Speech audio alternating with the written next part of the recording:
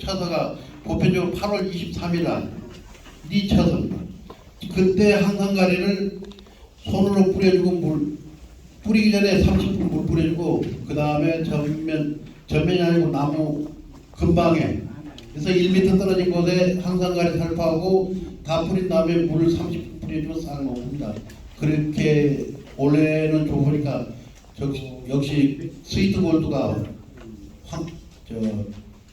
그전에는 파란색하고 노란색하고 반반 50% 나왔는데 원래는 거의 제가 보기에는 한 90% 정도 90% 정도 노란색이 나오고 한 10% 정도는 그린 색깔 파란색이 나왔지 않느냐. 그 후로 쳐서 넣으면 그 후로는 염화가리 조금 줘도 나무는 지온이 그때부터는 하강세를 타기 때문에 뿌리에 지온이 안 올라가니까 영향이 없습니다. 지금은 뭐 피노주구에 주고 싶고 AK도 좋지만은 제가 경험한 바로는 키 발열을 위해서 항산가리에는 전혀 자기 밭에 일단은 염화가리가 기준치 이상이라면 염화가리 성분을 안 가져간다는 요소비료만 줘도 충분히 농사가 된다는 것을 설명드리겠습니다. 우리 여기 박계현 대표님이 오셨기 때문에 강의하는 걸로 해가지고 우리 박계현 대표님 교육을 잘 받으시면 여러분도 행복한 농사가 될 수 있습니다. 그렇게 매년 우리 키 농가들이 애로사항이 많이 열고 나무 축제 안 하고 당도 높고 그렇게 재배하면 다소하게 할 수 있는 이때금 일반 농은 가지가 굵은 것만 열어야 대고가 나온다고 하는데 한국말 농법하고는 얇은 가지에도 열리면은 대고가 나옵니다. 제가 그것을 확실히 증명할 수 있습니다. 저도 얇은 이때금 나도 습관적으로 한국말 농법 접한 지가 2년밖에 안 됐기 때문에 그전에는 굵은 가지만 당기다 보니까 했는데 작년부터는 저도 주위에 봐가지고 가지가 없으면 적은 가지도 당겨가지고 다소화할 수 있도록 그것을 열매를 키웠습니다. 그렇기 때문에 그것도 요소비료를 주기적으로 잘 주니까 대가가 됐습니다. 그러니까 제일 중요한 것은 키는 비대지입니다. 비대지를 어느 시기에 얼마만큼 비느냐. 단지 한 가지 얘기해 줄 수 있는 것은 수정 완료 후 30일 지나면 20일 동안 키가 안 큽니다. 그렇기 때문에 그 안에 비대지를 다 쳐가지고 대가 만들려면 그 안에 수정 완료 후 며칠 이내에 있긴 있는데 그것은 저도 한 번밖에 안 해봤기 때문에 그것은 모르겠는데 하여튼 수정 완료 후 30일까지는 키는 부지런히 잘 겁니다. 그 후로 20일 동안 안 큽니다. 20일 동안 안 큰 것을 그 30일 안에 다 키우고 지나면 비대지를 딱 적게 잘 해줘야 됩니다. 이상입니다. 다음 이번 강의 박계현 대표님이 오셨기 때문에 일단은 박계현 대표님 강의 듣고 그 다음에 필요한 사항이 있으면 저한테 문자로 보내주시면 거기에 따라서 답을 다 달아가지고 자세하게 설명드리도록 하겠습니다. 예. 박 대표님. 네. 네, 방금 받은 황금원농법 대표 박현입니다. 우리 제주 지역에 밭작물도 많고 과수, 열대 과수, 상록수 많이 있는데 이 기준이 우리가 정해가지고 계절을 나누면 됩니다. 예.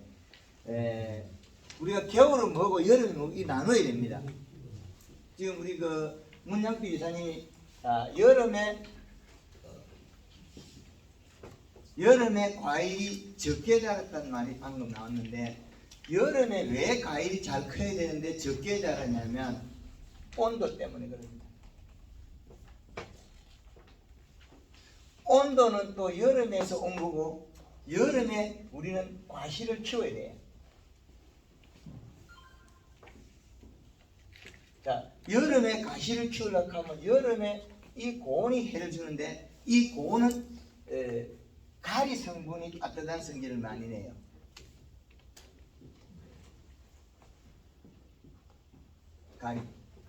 가리는 고온, 그 다음에 우리가 이야기하는 흔히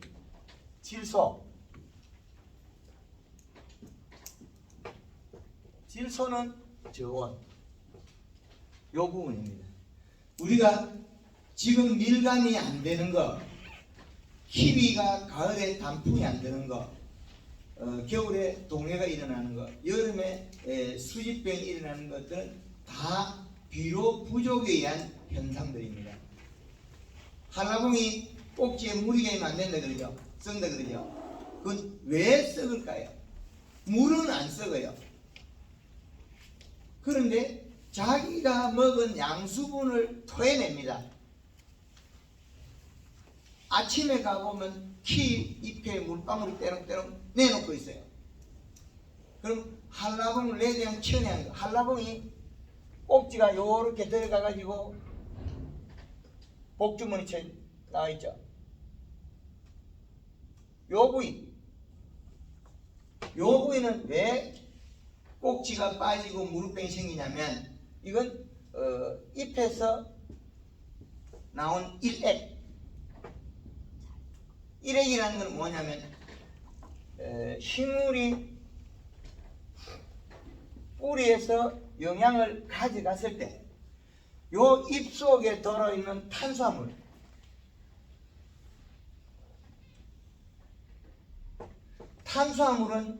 광합성을 해서 만들었다 맞습니다. 그러나 단 조건이 이 뿌리에서 질소, 그 다음에 여기에서 인산, 가리, 칼슘, 마그네슘, 자 여기다 붙어 있습니다. 그런데 잎에서 영양이 출발해서 여기까지 가면 뿌리에선 우리가 먹는 게 아니라 근권 미생물이 먼저 먹어요. 왜? 탄수화물과 살을 줘서 얘네들을 녹였다는 거예요. 녹이면 다시 뿌리가 흡수해서 위로 갔겠죠. 그러면 한낮에 먹은 거는 여기에서 기공해서 수분 증발, 정사장이라고 그러죠. 그러면 낮에 먹은 비료는 버릴 수가 없어요. 아무리 나쁜 걸 줘도 다 먹고 드러내지 않아요. 그런데 얘네들이 낮에 가져온 영양소는 일액을 안 내주고 버리지 않으나 저녁에 가져온 양은 잎의 탄수화물 농도만큼 먹고 양수분을 버려요. 왜 버려야 되느냐? 이 양이 내려가는 양이 안 맞으면, 탄수화물이 안 맞으면 뿌리가 설사해요.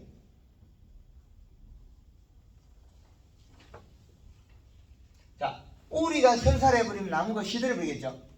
그럼 시들지 않기 위해서 자기네들은 탄수화물 농도를 맞추고 있어요. 잎에서. 그 잎에서 이렇게 약간 볼록볼록한 데 있다, 잎이. 그럼 요거는 중앙맥에서 연결되어 있거든요. 그럼 요 문을 여는 순간에 영양이 바로 나가고 일액으로 뱉어요. 그래서 일액으로 뱉으면 요 일액이 어디다 여기 쌓이거든요. 그럼 키 잎에서 가지를 타고 간다. 이 가지가 요 사이에 묻혀가지고 일액이 일로 왔다는 거예요. 여기 이파리에서 요리 잎에서 내려오고 여기 가지 사이 묻었을 때 이 가지에 묻은 그 아미노산 단백질,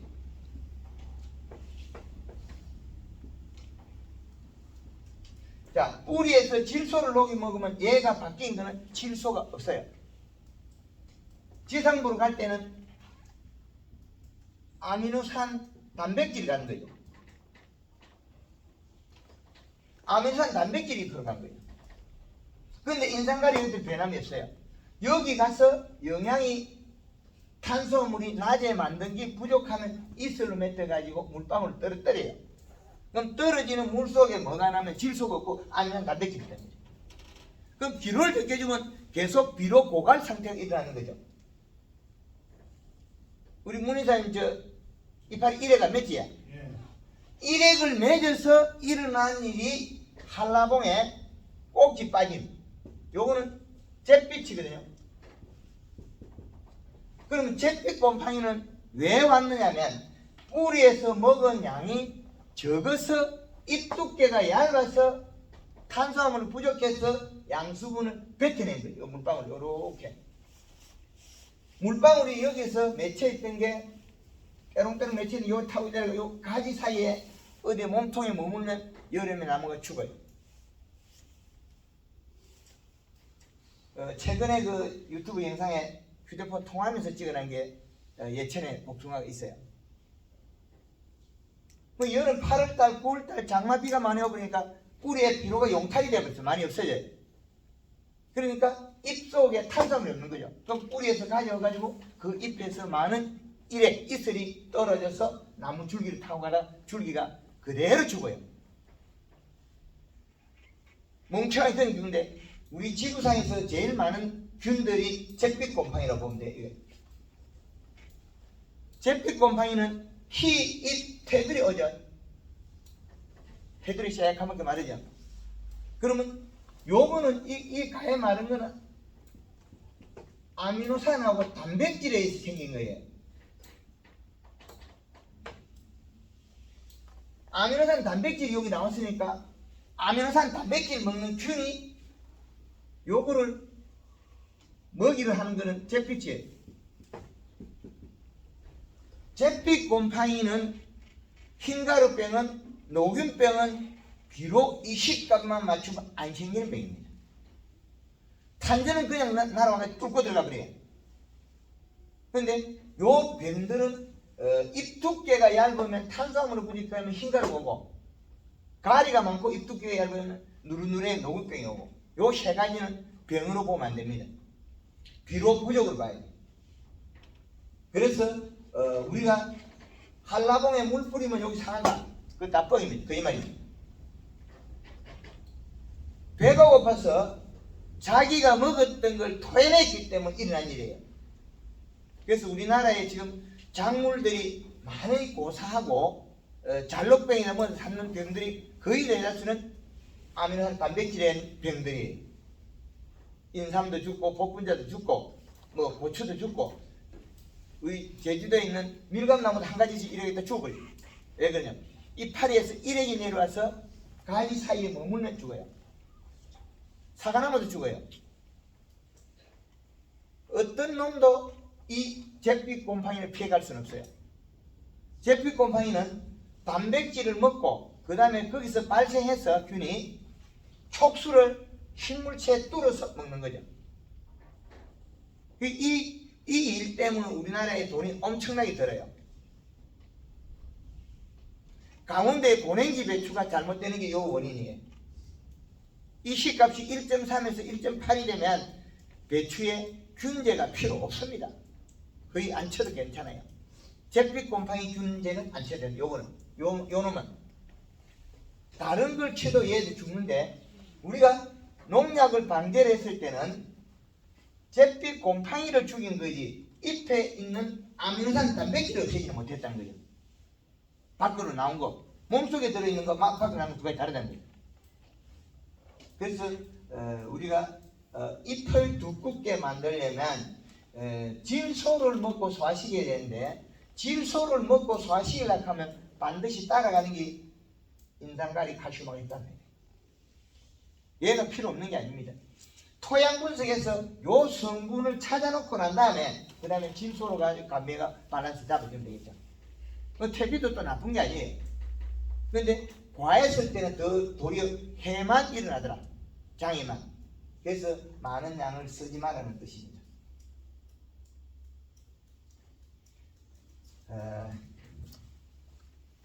우리가 그 사계절을 보면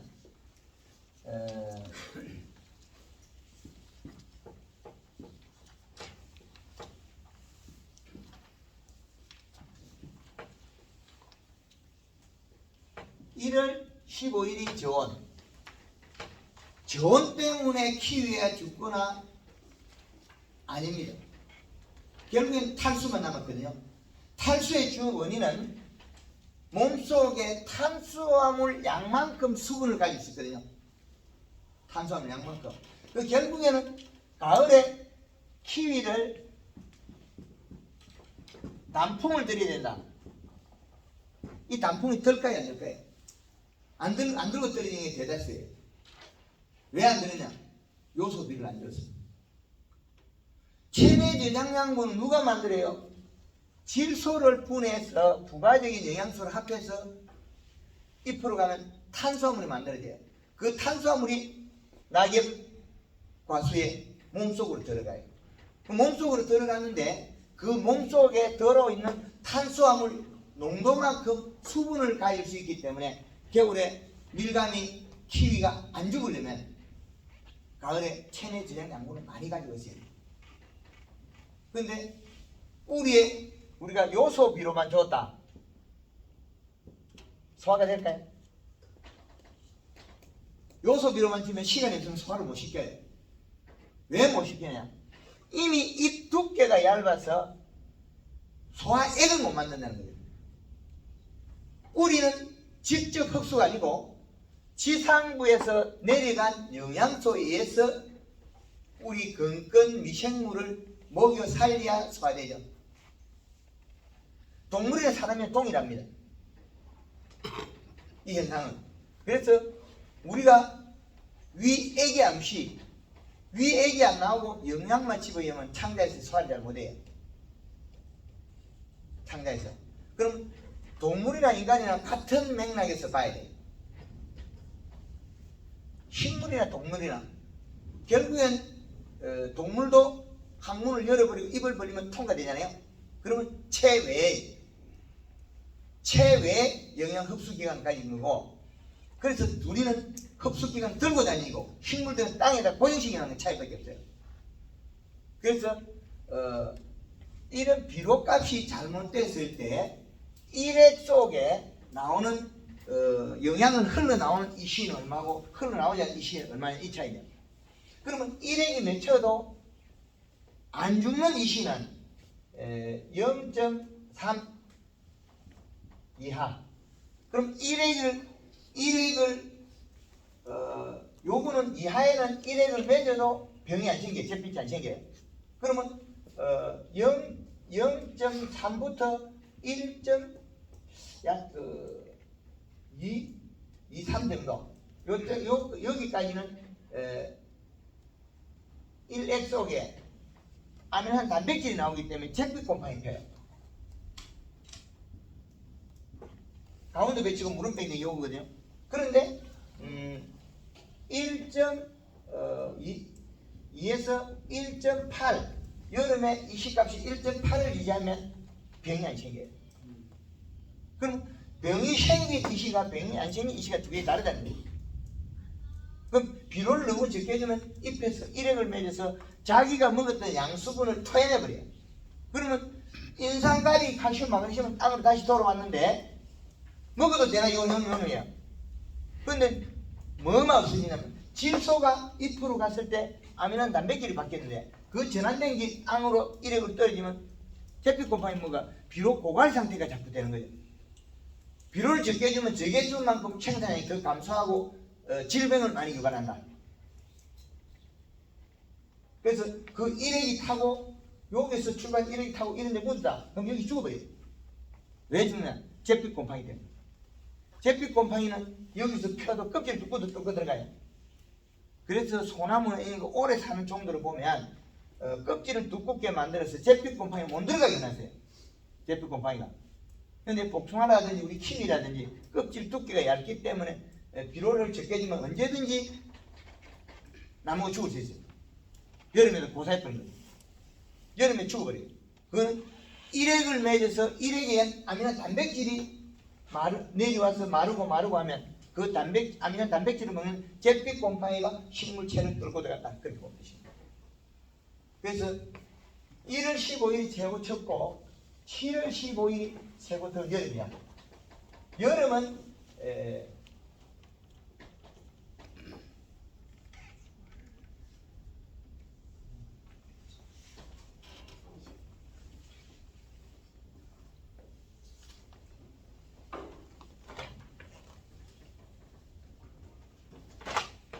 여름은 언제고 겨울은 언제고 가을은 언제냐는 거예요.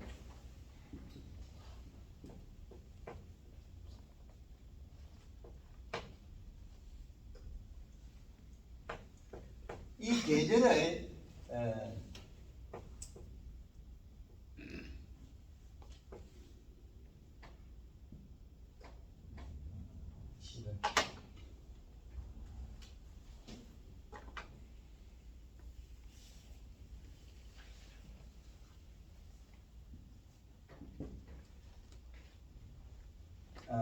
그 다른 시계와 달리 앞으로 묶습니다.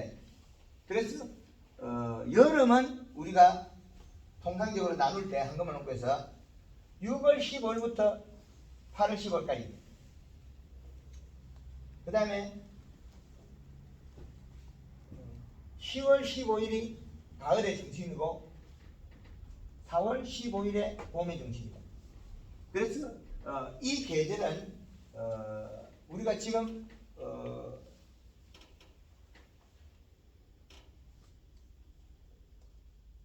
9월 15일부터 11월 15일까지가 가을, 3월 15일부터 5월 15일까지 봄, 그 다음에 12월 15일부터 2월 15일까지 겨울,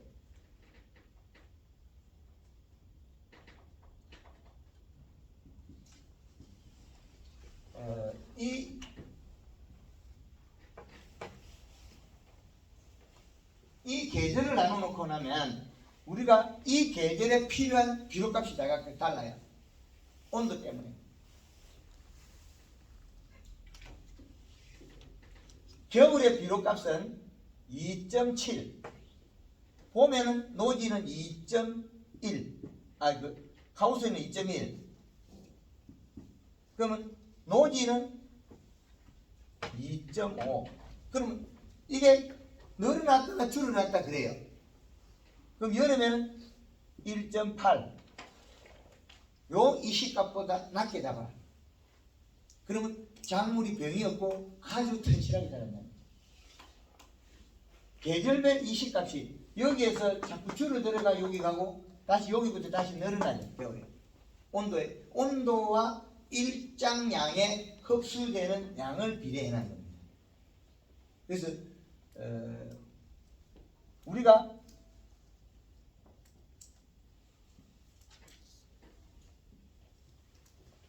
고추를 심었을 때 고추가 키가 제일 컸을 때가 비료가 적어서 큰 거예요.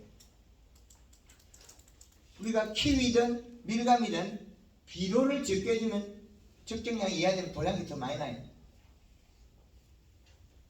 그거는 봄순에서 영양 이동을 안 해서 그런 거예요. 그럼 여름순에 이동한다는 거예요. 그래서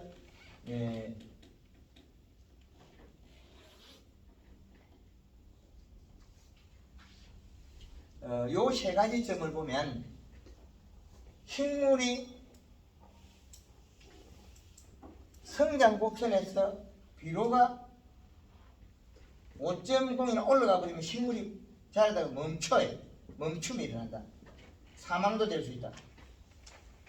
그럼 식물이 이렇게 자라는데 비료를 이렇게 양을 늘리고 날짜에 성장을 시켜버리면 키가 제일 큰 시점이 비료가 작았습니다. 우리는 고추를 심어놓고 고추가 봄에 심어가 마디가 쭉쭉 늘었다가 키가 크는 것 같으면 야 비료 많이 줬다. 그건 아닙니다. 그 반대에 비료를 적게 주면 마디가 늘어져요. 그 마디가 늘어진다는 소리는 잎 두께가 얇다는 소리고, 잎 두께가 얇으면 햇볕을 많이 보기 위해서 얘네들은 마디를 늘었대요. 잎도 더 키우고. 그래서 잎을 두껍게 만들면 과실이 여름에 더위를 안 타요. 밀감들이 여름에 쪼개진 것들 다 요소비로 제껴지고 닭똥이나 그 복합비로 가위 성분이 많아서 그래요. 안 자라고. 우리 망감류나 밀감에서 이파리가 오글오글하면 노란이 오글오글한 바이러스라는 이야기 안 하던가요? 그거 다 뻥이래요. 그런 이야기하면 진짜 무식한 말 이야기해야 돼. 그거 물 뿌려주고 요소 주면 다 풀려요. 가리 가다해서 밀감이나 이 망감 잎이 오글오글하게 빗자루 쓰면 되는 것도 많이 있거든요. 저희대 어제도 그 남원에 그 천혜양밭에 제가 7월달에 왔을 때 그때부터 지금까지 900평에 요소를 40% 있었거든요. 그 말도 안 되죠. 그런데 이 파리는 쬐끄만해. 그 손가락 한 마디에 쬐끄만한데 손가락이 어디 손가락이 작아요. 그런데 밀감은 하나도 안 터져요. 계속 요소비를 줬으니까 잎이 살아나고 이 파리는 거의 없는 상태에서 밀감은 새파랗게 천행이 크고 있어요. 근데 가리가 많아지면 곤이 돼서 식물이 과피가 개가되는 경우 많아요. 안 자라요. 그래서 제주도 밀감들이 쪼개지는 게 그 원인입니다. 그래서 우리는 기술센터 토양 분석이 제일 중요합니다. 준수해서 그 비율 수치를 맞춰라. 그래서 이 수치를 보면 요 그래프와 요거 대입하면 맞아야 돼요. 그러면 여름에 우리가 고추가 제일 안 크고 즉 열었다 말았다 하는 건 이 시가 0.5예요. 그 1.8이 제일 좋은 거죠.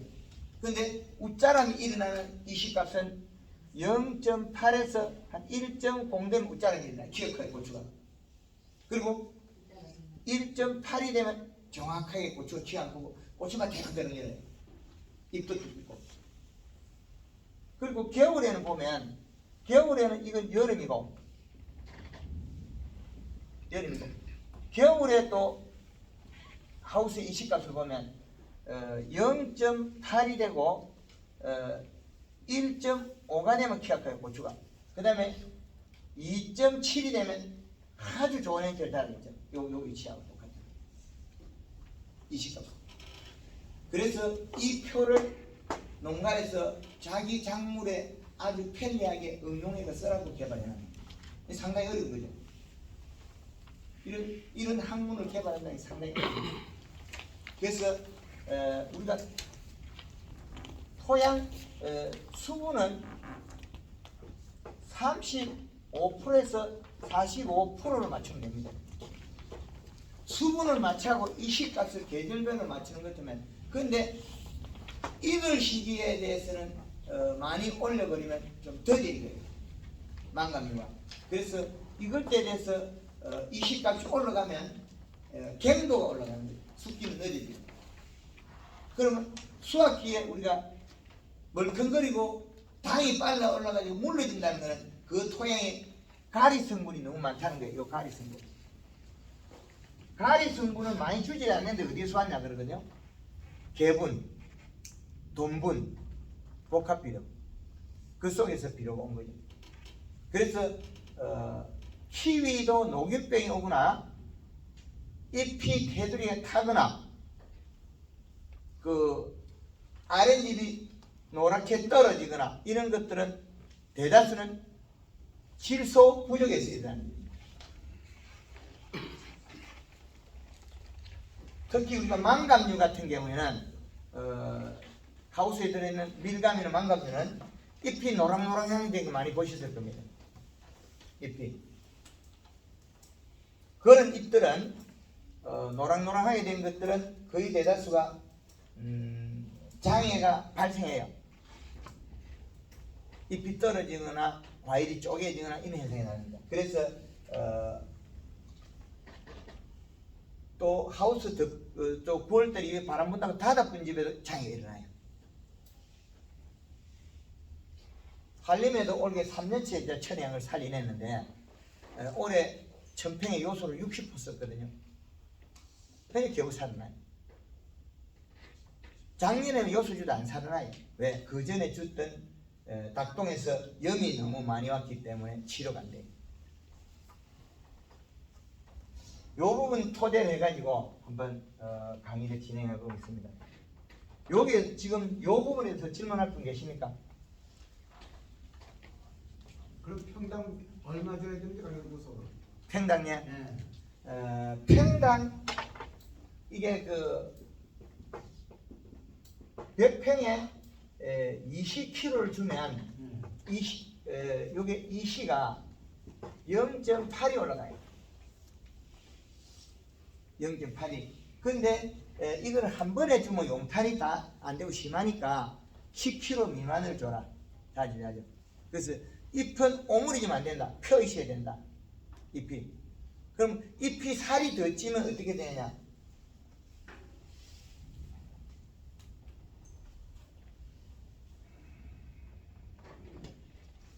우리 밥공기 뚜껑 있죠? 밥뚜껑, 밥디뱅이. 경상도 말로 밥디뱅이 그래요.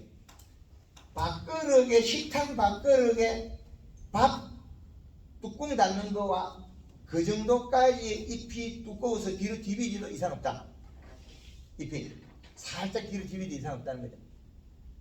그런데 그 정도로 비료주 가지고 행사를 많이 했어요. 그보다 이식값 작았다는 거죠.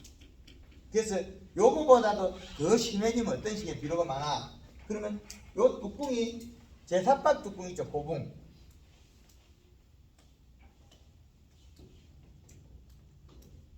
요렇게 해도 됩니다.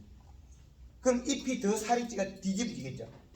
근데 잎은 여기에 거의 잎들은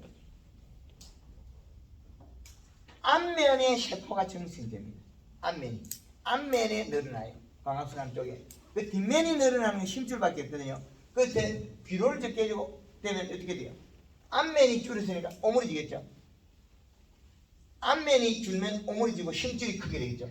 힘줄이 그대로 유지하고 있으니까 앞으로 오므려져요. 비료 많이 뒤로 이래 돼요. 힘줄보다도 앞면이 많이 크니까 뒤로 까지집이 된다. 그런 식으로. 비료는 나누어서 자주 주는 게 나아요. 한 번에 왕창 주면. 근데 그 간격은 며칠 간격으로 하면 좋습니까? 내 밭에 있는 비료량을 계산해야 되는데 100평에 1kg가 미치는 영향은 1kg가 이 시값 따지면 0.08 된다. 100평에 1kg를 녹여줬을 때 0.08이 올라갑니다. 그러면 우리가 여기서는 20kg를 뿌리가 로타리 칠 때는 0.8이 나오고 20kg를 복합비로 섞어서 그리고 우리가 이제 관수했을 때 하면 또 달라요. 표면이 적기 때문에. 그럼 로타리 칠 때는 비료 한 포가 0.8이 되고 우리가 관수를 줬을 때는 10kg가 0.8이 나와요. 표면이 적기 때문에. 근데 또 사질당하고 또 다르고 사질 때는 응집력이 없어가지고 비료가 유실되고 있기 때문에. 그래서 한 5kg 주면 우리가 0.08 곱하기 5kg를 하는 것 같으면 0.4의 이시가 올라가겠죠. 0.4 정도. 그럼 5kg 이하 줘갖고는 아무 해가 없다. 근데 너무 어릴 때 흡수 안 할 때 계속 주는 건 좋지 않아요. 하루에 고추밭에 여름에 한 요 정도 커 있으면 우리 허리춤 커 있으면 하루에 1kg씩 먹어요. 100평당.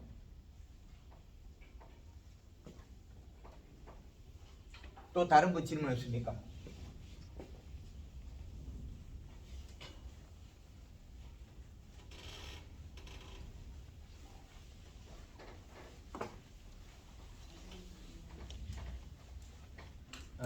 지금 우리가 퇴비가 좋다, 비료가 좋다, 그 다 좋은 놈입니다. 그러나 내 토양에 맞는 것을 선택해야 됩니다. 내 토양에.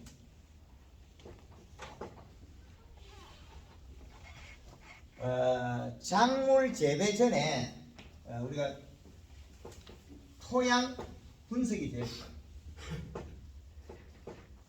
토양 분석은 기술센터 해가지고 인산가리, 칼슘, 마그네슘이 적정 범위가 있으면 사용을 안 해도 된다. 사용 안 해도 된다. 그럼 토양 분석했을 때 인산 가리,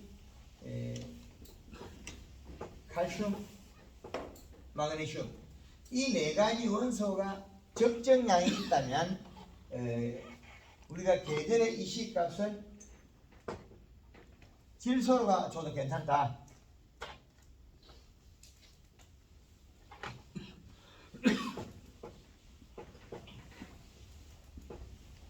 근데 질소는 요소 외에도 암모니아태 질소는 많이 있습니다. 다양하게 있는데 그래도 그걸 함부로 이야기 못해요. 농업 농가들은 뭐 지역마다 상당히 많이 산재 있으니까. 그런데 어떤 좋은 걸 선택하라 그러면 살 수가 없어요. 우리나라에 양의 비료도 있고 뭐 지산은 여러 가지가 있는데 우리가 제일 쉽게 구할 수 있는 게 기술센터, 농협에서 구하는 게 제일 쉬워요. 그래서 이 양이 분석 결과 정량 이상으로 있다면 요소로가 해도 이상이 없다.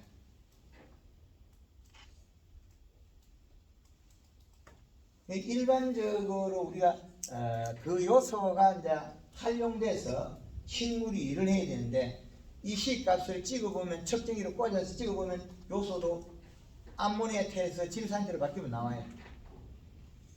나타나자는 비료량이. 그래서 질소를 적게 줘서 생긴 병들이 훨씬 많아요. 근데 좀 많이 준 집은 그래 많이 못 봤어요. 전국을 돌아다니도 다 다니면서 현장을 파악해도 왜 그러냐니까 이파리가 살이 찌고 휘뚝 비비지는 걸 못 봤거든. 그래서 우리가 재배하는 작물들은 그에 버금다는 게 부족한 경우가 많습니다. 그럼 우리가 이제 봄에 우리가 체내 저장 양분 얘가 부족할 때는 우리는 인위적으로 목매시비를 해서 영양을 감미할 수 있겠습니다.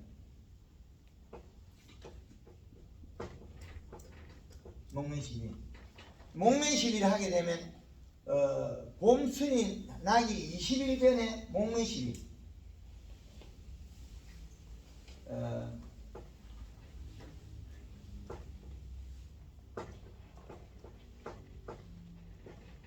20일 전에서 그린 골드 그린 2리터에 설탕 5kg를 살포해주면 요걸 두세 번 해주면 봄순이 크게 나옵니다. 그런데 봄에 퇴비 주면 나빠져요. 가을에 낙엽 지고 난 다음에 퇴비 줘가지고 우리 노지에 그 키위 밀감들 다 따고 나서 겨울에 활동 적을 때 그때 퇴비를 주면 퇴비에 있는 소금이 쉽게 나가요. 소금이 가지고 있으면 좋을 수도 있지만 나쁜 경향들이 많아요. 그래서 봄, 순 요때 연면시 하는 거고, 그 다음에 이 시기에 기비 봄에 비를 줘라. 퇴비는 될 수 있으면 가을이죠. 봄에 주는 것 같으면 퇴비 속에서 제일 먼저 흘러나오는 게 소금이라는 거예요. 짠 성분 때문에 잎이 오그러지는 경우가 많아요. 그래서 가을에 퇴비를 줘서 좀 펴가지고 비를 맞출 수 있어서 맞춰서 좀 빼고, 그리고 우리가 하우스 감귤류가 우리가 재배하는데 퇴비를 꼭 줘야 되겠다. 유기물 적어서 그럴 때는 겨울에 줘서 수확 이후에 끝나면 물을 뿌려서 좀 소금을 용탈시키라. 근데 기비는 봄, 순이 파라시기 하면 제일 좋아요. 비료는 기비는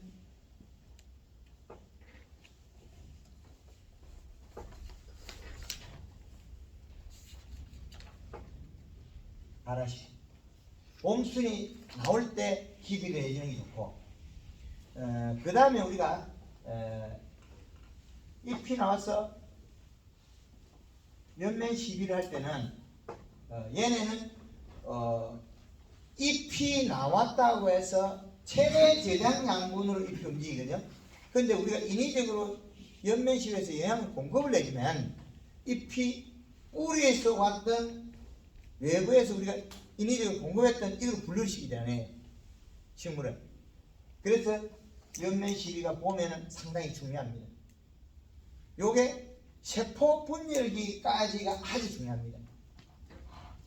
그 세포 분열기 또 지나갈 때 되는 것은 이게 연면 시비라서 잎이 두꺼워서 뿌리를 다 뻗쳐놨거든요. 근데 잔뿌리를 많이 만들어야 되는데 잔뿌리를 만드는 것은 연면 시비에서 잎이 두께해서 만듭니다. 그리고 봄순이 태어날 때 초기 연면 시비는 가지 굵기하고 무관하게 그 잎을 두텁게 만들어서 그 잎에서 영양이 뿌리로 내려가면서 뿌리에서 다시 돌아오는 관을 만들어요.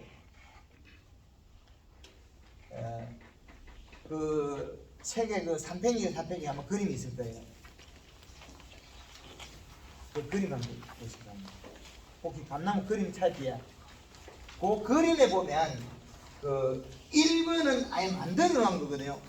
1번은 이파리 cm가 25cm가 돼 있는 거예요. 큰 거 25cm, 15cm 돼 있죠. 그 말은 잎을 크게 두껍게 키워야만이 감은 넓어지고 밀감은 길어지고 키위도 길어져요. 넓이 방향으로 늘어나는 것들이 몇 종이 없어요. 딸기하고 감하고. 얘들은 초기 잎의 크기에 먼저 형으로 자라는 습성을 가졌어요. 이제 그리고 우리가 제주도의 뭐 키위라든지 밀감은 종방향으로 큽니다. 그래서 여름에 시비량이 부족하면 더워서 안 크는 거고, 봄에는 잘 크다가 중간가다 딱 멈추는 경우도 있어요. 멈추가 잘 안 커요. 그리고 그거는 가리, 가다, 과피, 고온, 열상 때문에 그래요. 가리, 가다.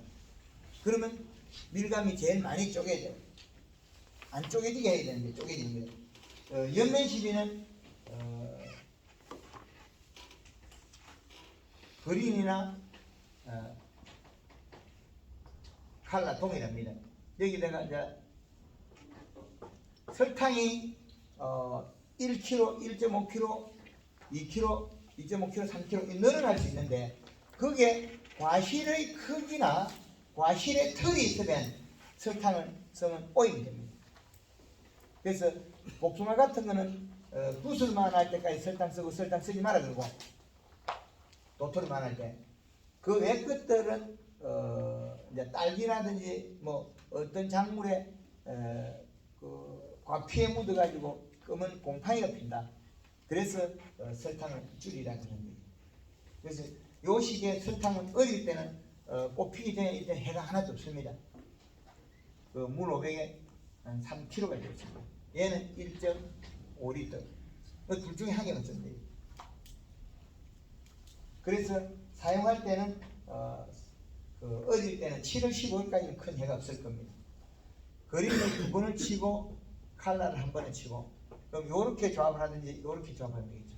요렇게 하든지 아니면 여기서 요렇게 조합하든지 방법. 설탕은 7월 15일까지는 충분히 들어가는 게 좋다. 이 연면 시비 간격은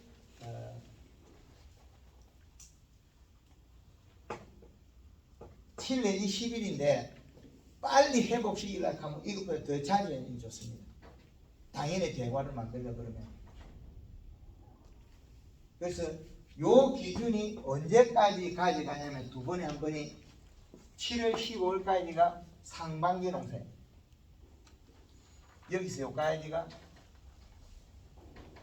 상반기 농사. 여기는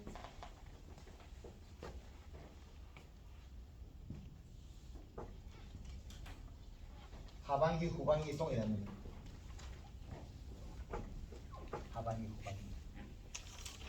그래서 이 표를 잘 활용하시고 거기에다 이 시값을 맞추는 게 상당히 좋습니다. 이 시값을. 그러면 공순에서 우리가 꽃 개화가 이루어지고 나서부터는 이전에 이 형태를 크게도 하지만은 그때는 얘 과실의 세포 분열이가 들어있어요. 그럼 내가 과일을 적은 걸 따고 싶다, 밀감처럼. 그러면 꽃 피고 난 뒤에 영양제를 안 써야 돼요. 쓰는 것 같으면 어떻게 되냐면 세포 분열이 나니까 많이 크는 쪽으로 되겠죠. 근데 앞으로 밀감도 변화가 일어나야 되겠죠. 크고 맛있는 감이 돼야 되는데 쬐끄만하게 해가지고 영양이 없어가지고 육지에서 우리가 밀감을 사 먹으면 금방 썩어버려요. 가격은 싸서 좋은데 육지에서는 밀감이 사서 한 박스 10kg짜리 집에 들고 오면 뚜껑이 열면 막 가기 시작해. 그래서 우리 제주도에서 더 고품질을 만들어야 되겠다. 결국에는 고품질에는 뭐가 있어야 돼요?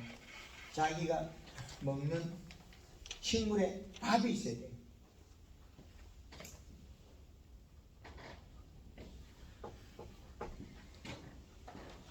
우리가 비빔밥을 한다면 밥에 해당하는 것은 질소, 그 다음에 나물에 해당하는 요거는 인산, 가리, 칼슘, 마그네슘, 그 다음에 미량요소, 양념.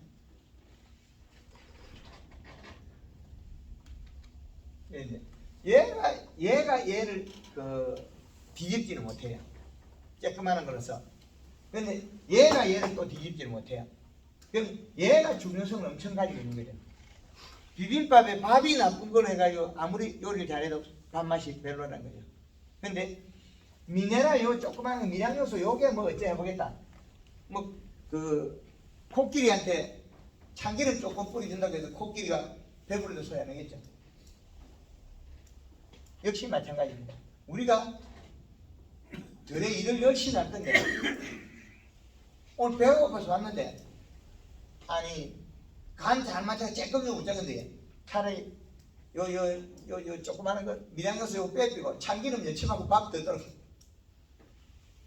그래서 어떤 우리가 식물의 밥상을 비빔밥을 줬을 때 밥에 해당하는 건 질소다.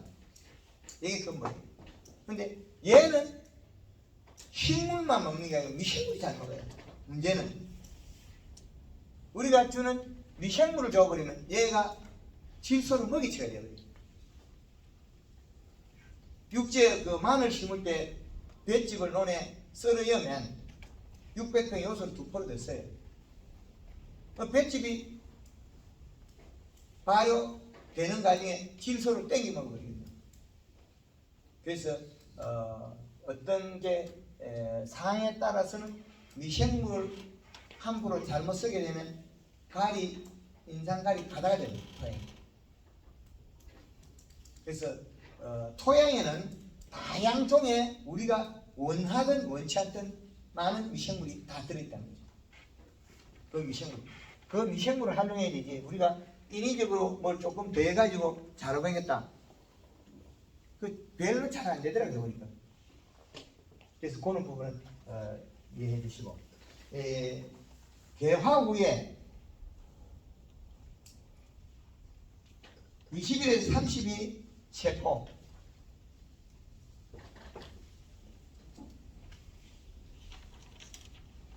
세포 분열. 그러면 밀감에다가 요 시기에 영양제를 쳐가지고 세포를 많이 만들려면 대가가 되겠죠. 키위는 대가를 만들어야 되는 거고, 대가를 만들려면 요 시기에 호르몬도 쓰면 좋고요. 나쁘진 않으니까. 그래서 호르몬은 세포 분열이나 세포량을 늘려주는데 도움을 많이 줍니다.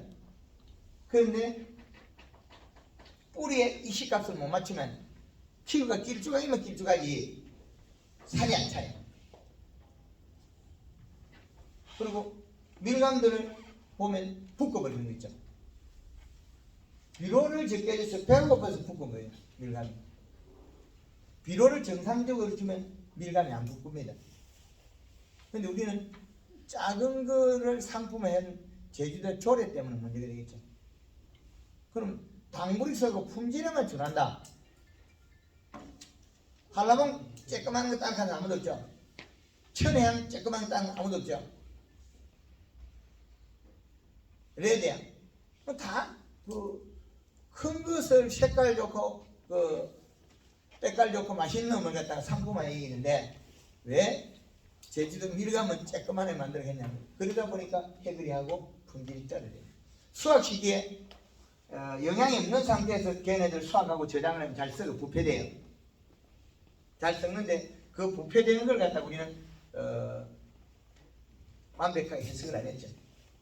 그래서 우리 제주도에도 앞으로는 육지에 쌓이면서 개처럼 집에서 당도에 때려가지고 당도 얼마 해가지고 출하야 됩니다. 소비자가 원하는 상태를 유지해야 되는 거예요. 제포분율 이게 상당히 중요합니다. 근데 때로는 덕이 되기도 해도 때로는 해가 되기도 합니다. 봄에 이 시기에 우리가 키위밭에 이 씨값을 잡아주고 노지 하우스 이 씨값을 잡아줘야 되거든요. 봄에 뿌리가 나갔는데 뿌리가 영양을 못 가져와서 잎에 탄수화물을 생산 못했다면 저녁에 일액을 뱉어요. 일액을 뱉으면 그 일액은 잿빛 곰팡이에 의해서 과실에 막대한 장애를 줍니다. 그럼 우리가 비료를 적게 해줘서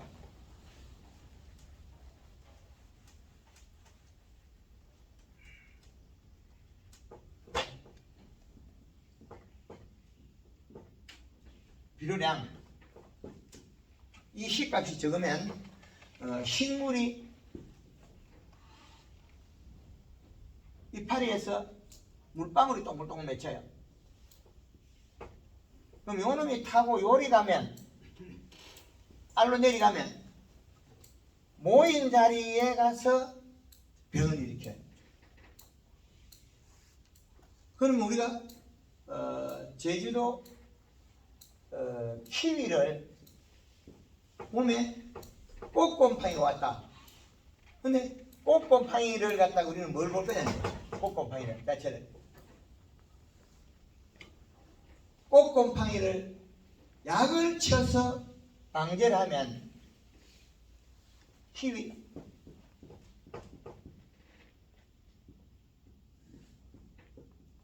키위꽃의 잿빛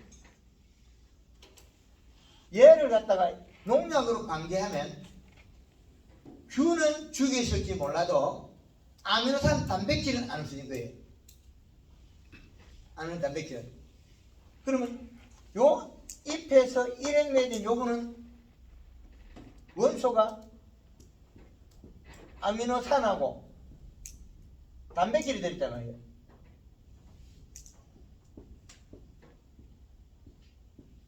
이 단백질 덩어리는 떼내지를 못한 거예요.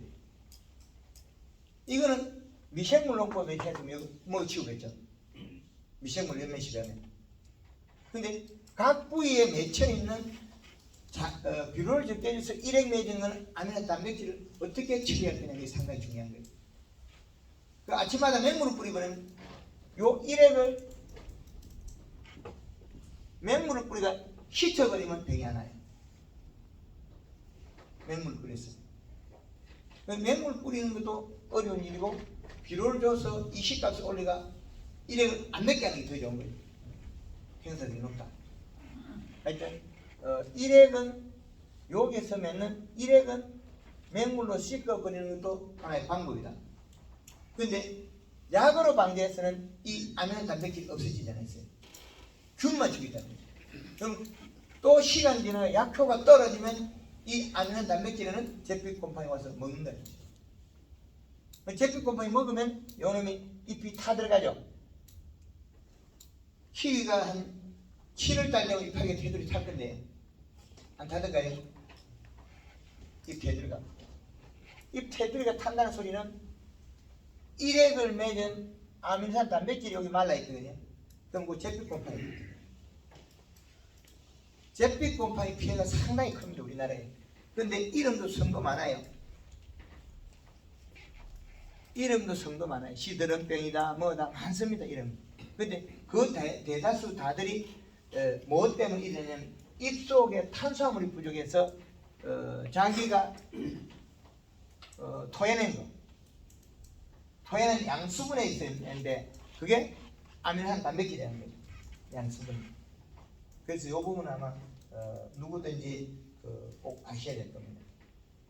그리고 키위를 하나, 밀감을 하나 동일합니다. 현상은 이게 달라진 건 없어요. 그런데 우리는 이파리나 크기가 달라져 있는 그것만 보는 거지 이 두께. 그래서 작아야 좋다 하는 밀감은 육지에서는 그런 거 별로 없어요. 작아야 좋다. 근데 작은 것은 제가 제일 같이 먹으면 별로 맛없던데 시간만 가가지고 가리 성분만 널리가 익히기 때문에 오묘한 맛이 없어요. 오묘한 맛이. 그래서 단맛만 있는 게 좋아하는 게 아니고 부드럽고 은은하게 그렇게 되어 있는데 그런 부분이 부족하더라. 자, 여기 상반기까지는 요 방법으로 적용하는데 상반기까지의 질문 있는 분 있습니까? 상반기 봄에서 7월 15일까지 요까지 7월 15일까지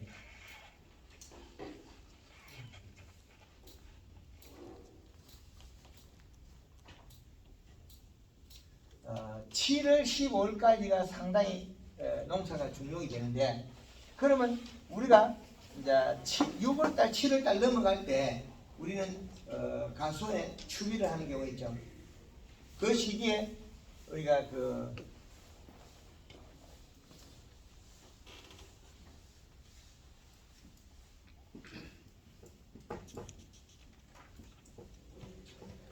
여름 추비에 어떤 걸 써야 제일 좋냐는 거죠.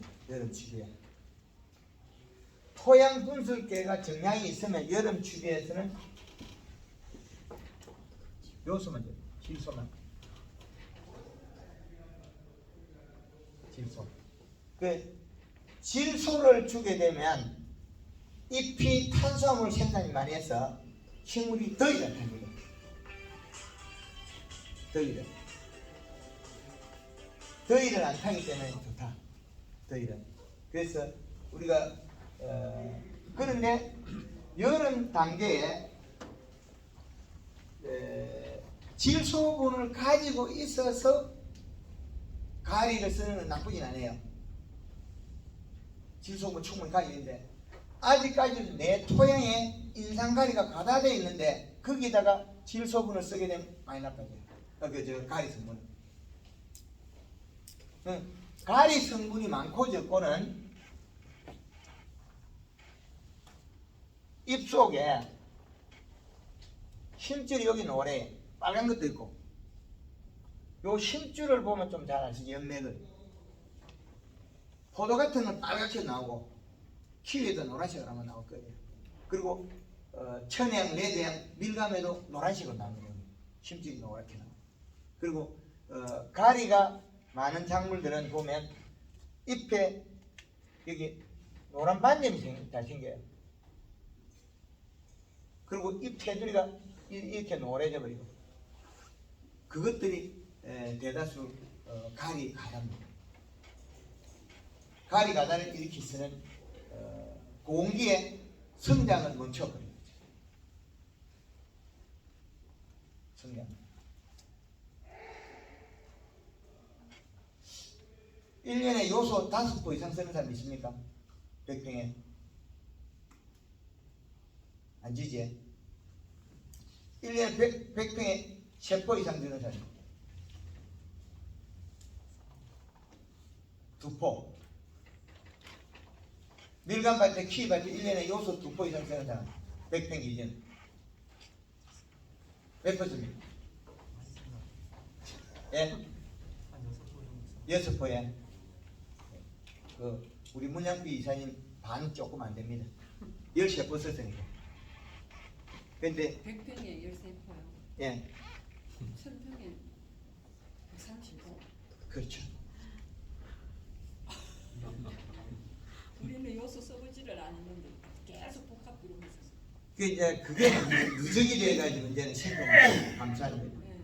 근데 한 번에 10포를 써라 뭐 7포를 써라 쓰는 아니고 자주 잘근잘근 줘서 이파리가 오미가 있으면 펴져 있게 만들라.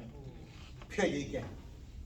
그러면 우리가 원했던 양의 톤수가 나오고 나무가 제대로 자라서 죽지 않는 병을 안 해요.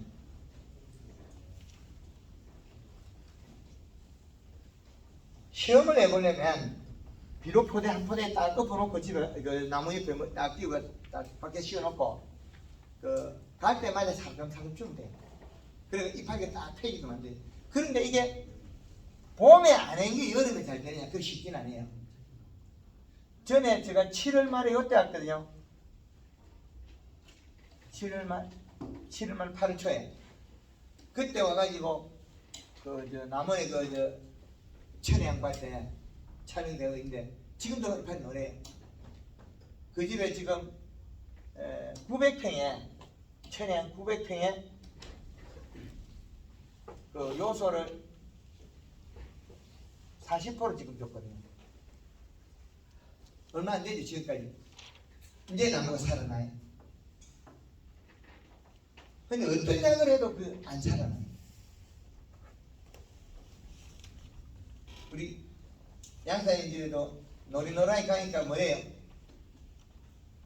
누가 바이러스 개뿔 같은 소리 하고 있어요. 개뿔. 그런 무지한 집단들이 그 우리 농업을 피해주는 거예요. 황반은 개뿔.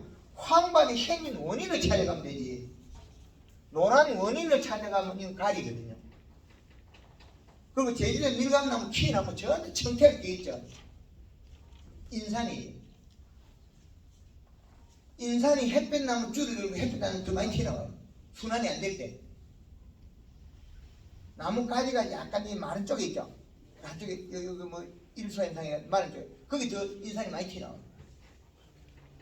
그래서 우리가 요소를 작게 줘서 이거를 치료하려고 우리가 영양제를 쓴다. 이건 소용없는 짓이에요.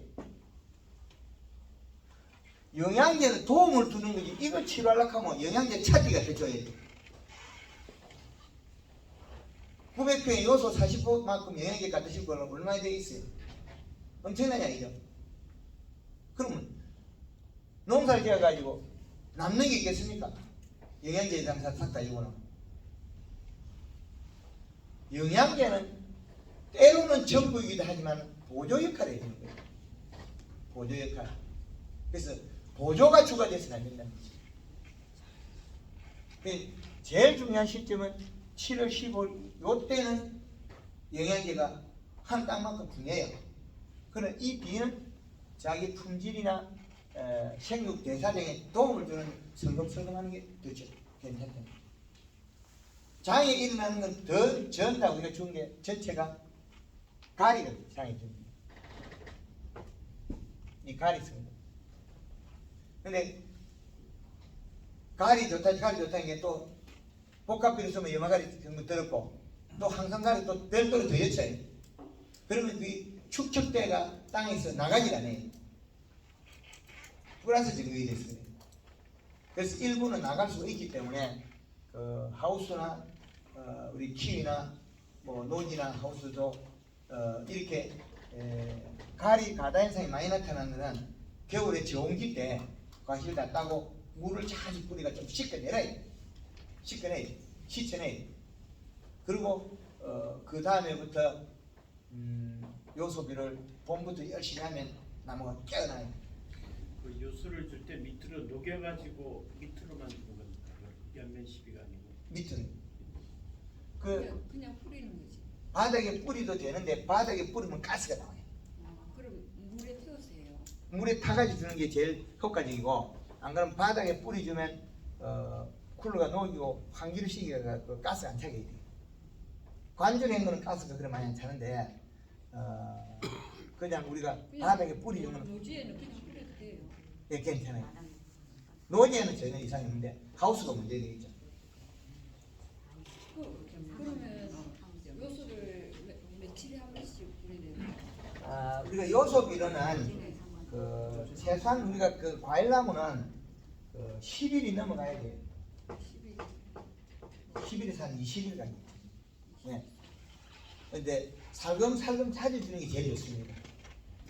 살금살금. 네. 자주 주는 게 제일 좋습니다. 한 번에 왕창 주나면 그 농도에 의해서 우리가 듬뿍 뿌린 자리에 뿌리가 상하게 됩니다. 예. 한 주시에 물 500에 요소비료 얼마나 타는지. 뭐 연면시비도 한 3kg까지는 3kg 이상 없습니다. 연면실이 3kg. 아니요, 관주로 3kg까지 이상 있어요. 예. 연면시비는 요소로 잘 쓰지 마라 쓰라는 소리 잘 안 해요. 근데 후반기에 가면 연면시비 여기 요소 쓰라 그러거든요. 후반기에는 1kg씩 얼마씩 쓸 거라 하는데, 상반기에 요소 쓰는 방법을 배워나면 뿌리의 비료량을 잘 못 맞춰요. 뿌리에 정상적인 비료량의 수치가 나와야 되는데 잎에 연면시비를 살금살금 하다 보니까 비료가 있는지 없는지 착각하는 거예요. 척정력이 있다면 그 큰 문제 안 되는데, 근데 요소는 주는 순간에 소화된 영양소가 아니에요. 완전한 영양소가 소화되지는 않아요. 잎에서 다시 강합성해서 질산태 질소를 그 탄소로 전환해요. 단백질 탄소. 이런 관계가 여러 가지가 숨어 있습니다. 그래서 우리가 기준을 삼는 것은 토양 분석이 제일 중요하다. 토양 분석. 토양 분석하고 그 다음에 뭐라도 뭐 줄로 돼야 되지. 그것도 안 하고 뭐 영양제 꽝이에요. 영양제. 그럼 미생물을 그것도 꽝이에요. 왜? 토양 분석해놓고 시작해야 되지. 뭐가 얻는 좋아? 제일 좋은 거는, 제일 잘하는 거는 토양 분석해야 원가가 제일 싸게 치입니다. 원가가. 근데 영양제 쓴다가 다 되겠다. 그건 절대 아니에요. 그럼 도와줬을 때 그 영양제가 하는 역할이 뿌리를 굵게 만들 거냐, 과실을 좋게 만들 거냐, 이런 타이밍 방법이거든요. 그러면 질소는 위로 솟는다고 보고 가리는 고기를 숙인다 이래 보는 것 같으면 가리 성분을 많이 써야 되면 열매가 빨리 있겠죠. 근데 단 질소분을 가져가야 돼요. 근데 질소분을 가져갈 때 언제 어느 때 가져가야 되는 거거든요. 거의 보면 약 40일에서 50일 전에 마지막 비료를 주는 게 제일 안정적이에요. 40일에서 50일 전에. 근데 그 시기에 이제 질소분을 가지고 있는데 또 질소를 주거나, 질소 비료를 가지고 있는데 NK 18-18 안 주고 30-12짜리 NK 주 뿌리면 마지막에 더 크기 때문에 색깔이 못 나와요. 색깔은 껍질이 멈추가 오래 있어야 색이 진해져요. 성장하면 계속 연해져요, 색이. 성장하면. 그래서 색은 성장을 하면 과표의 색이 연해집니다. 그럼 신맛은 우리가 뭘까 이랬죠?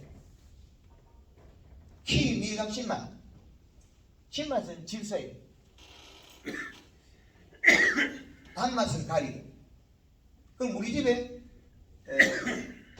밀감이 시기만 하고 산미가 떨어졌다. 그러면 질소가 떨어지니 오래됐다는 거예요.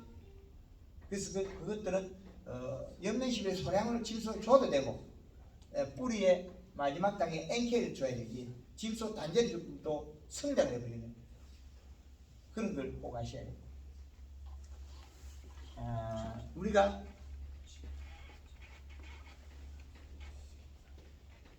21-17, 17 복합비를 주면 우리는 이거를 주는 순간에 농사가 잘 안 되게 돼 있어요. 가위 닫아야 됩니다. 21-17, 17은 요 놈이 30% 빼면 14.7이죠. 14.7에 17, 17 이렇게 됩니다. 그럼 21% 들어갔지만은 암모니아 가스가 빠지면 이렇게 돼요. 그럼 우리가 18-NK 주력하는 게 18-0-18이다. 그러면 요 놈을 주면 우리가 봤을 때 정확하게 맞잖아요. 가리가 18이고 질소가 18이고 딱 맞죠? 그런데 이게 안 맞아요. 여름에 주는 시간 농사 망한다 이거. 왜? 아니 가을 비료도 요소를 해야 돼요.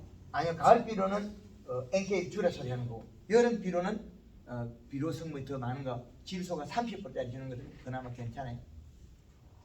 네. 그래서 얘를 비료 주는 것 같으면 질소가 12.6이 돼요. 그럼 12.6에 18이 되겠죠.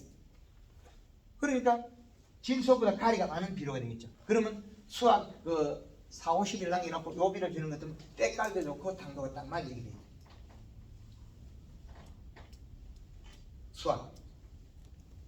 수학 시기 마지막 우리가 비료 줄 때는 이렇게 줘도 괜찮아요. 그런데 우리 토양에 잎이 노릇노릇하니까 밀감이 잎이 노랑노랑하다면 뭐 노랑백 사면 그거는 그냥 요소만 좀 양을 작게 주면 돼요. 연면 시비로 가라는 거. 아니 뿌리. 예. 잎으로는 함부로 주게 되면 다른 밸런스를 깨요. 내가 이시 측정도 안 하게 되고 더 나빠져요. 근데 수학 다 하고도 저 비료 줘야 되죠. 수학 다 수학, 하고. 수학 다 하고야. 네. 수학 다 하고 비료 함부로 주면 겨울 죽어. 아 그래요. 왜 그러냐면 탄수화물 전환을 못해 질소분이 오는 것처럼 체내 제약을 못 만들고 얼어 죽는 경우가 많아요. 그래서 감사비를 주지 말아야 되죠. 그때는 기간이 짧기 때문에 단풍을 떠다. 단풍을 떠리면 된다. 우리가 쓰는 필요했는데. 줬어요. 네. 줬다면 잘했습니다. 어쩔 수 없지만.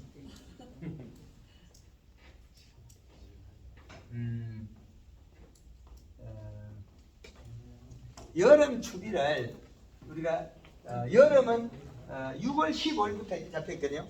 6월 15일부터 8월 15일까지는 이 시기에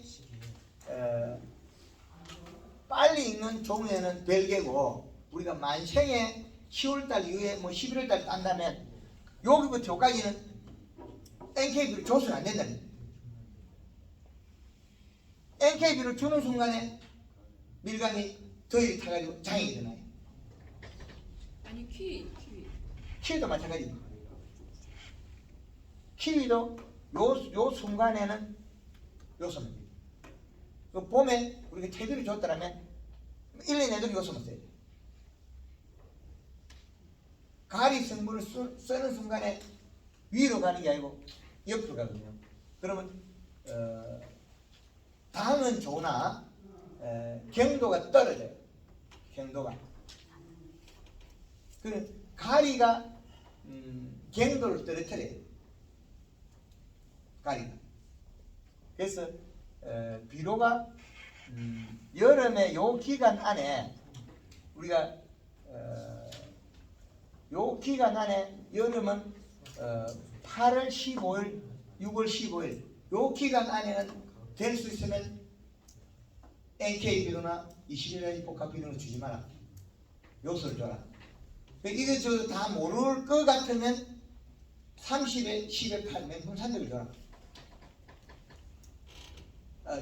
한 포로 누구에서 난 한 포로 명품 산적을 줘야지. 명품 산적이 30에 10에 8이거든요. NK가 또 30에 12짜리 누구에서 나온 한 포로가 있거든요. 비료의 선택 우리가 잘못되면 그로 인해 가지고는 굉장히 손실이 상당히 큽니다. 그래서 여름에 써야 될 비료를 갖다가 안 써버리면 가을에 써야 될 NK를 여름에 쓰는 것처럼 과피가 고온 열상이 일어나서 과피가 안 자라서 문제가 생겨요. 우리 키위 같은 경우에는 비료를 많이 먹어야 돼요. 많이 먹는 종이에요. 밀감보다도 키위가 비료 더 많이 먹습니다. 그런데 밀감보다도 더 많이 먹는 놈을 적게 줘서 이파리가 꼬실라지고 장이 일어나는 거예요. 이파리가 떨어지고. 그런데 그 이파리가 떨어지는 주 원인이 한 가지가 토양에 가리가 너무 많다는 게 한 가지 방법이에요. 그래서 해마다 대비 비료 주는 자리 토양 분석해야 된다. 그게 제일 좋은 방법이다. 그걸 꼭 하시면 더 좋겠다. 여름 추비는 질소, 요소. 이제 우리가 가을 추비.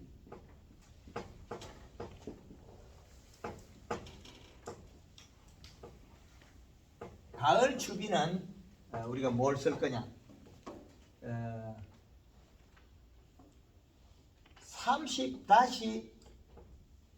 30-10-8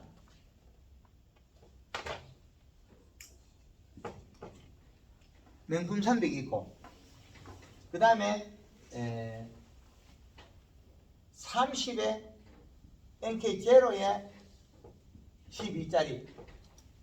요거는 누보에서 나온 한포록한 NK. 요런 정도 비료들은 결국은 질소가 더 높죠. 그럼 요 30이 70으로 환산하면 21%가 돼요. 30은 숫자가 21에 10에 8이 되고 21에 12가 되고 그렇게 되겠죠. 그래서 우리가 비료 선택은 아주 잘해야 됩니다. 그래서 여름에 NK를 뿌리거나 여름에 더운 성지에 비료를 쓰면 안 된다. 그리고 여름에 더운데 하우스 온도를 더 올리면 또 그것도 성장이 멈춰버려요. 엊그저께 간 대정에 그 천혜향이 잘 가다가 멈춰버려요. 그럼 원인은 9월달 들어가지고 바람 불면 실킨다고 척창을 양쪽에 닫아버리고 앞뒤만 열어요. 그게 양쪽을 닫아버리고 앞뒤만 열어놓으니까 들어간 입구가 고온이 돼갖고 많이 나빠져 버렸어요. 온도 때문에 그런 일이 벌어집니다. 온도가 높으면 시원한 성지에 질소를 더 많이 줘야 돼요. 그래서 이거는 육지에도 뭐 제주도에도 많이 나타나는 현상이다.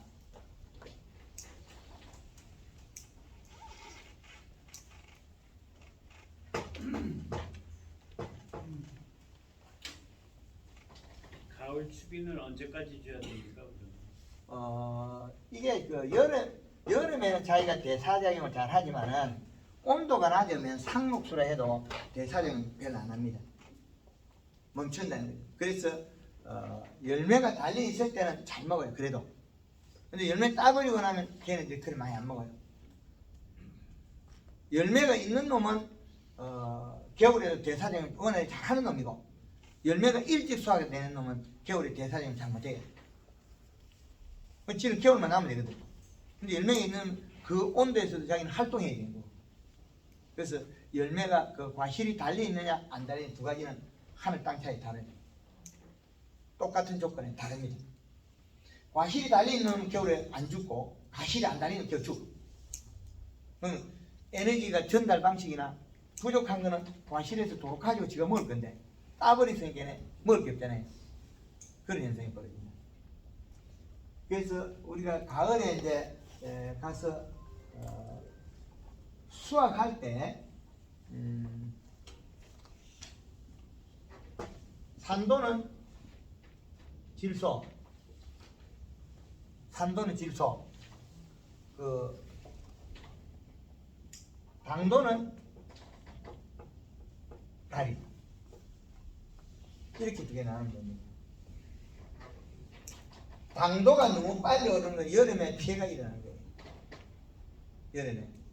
여름에 많이 쪼개지는 밭들은 거의 대대수 가리 바다의 받침.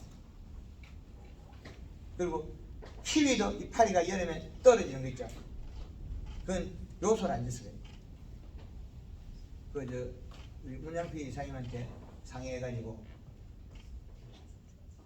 몇 평이라고 해요? 한 2,000평 재산 요소 세포시면 한 600평 써요.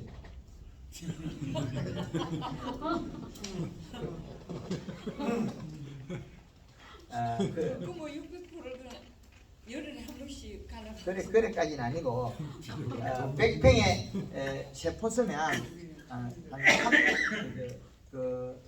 한 번에 줄 때 얼마냐 이래 나누는데 좀 사다 놓고 자주 한 번에 1000평에 몇 포요? 1000평에 한 번 할 때마다 한 번 줄 때 5포이야. 5포이야. 손으로 뿌리지만 최소한 5번 줘야 됩니다. 예. 그래 뭐 2000평에 100평에 5kg밖에 안 되거든요. 예. 예, 5포 주면 하여튼 평당 우리가 10kg 쓸 거냐 5kg 쓸 거냐 그런 차이고. 그런데 비료를 좋다고 몽창몽창하면 키 뿌리 잘 썩어요.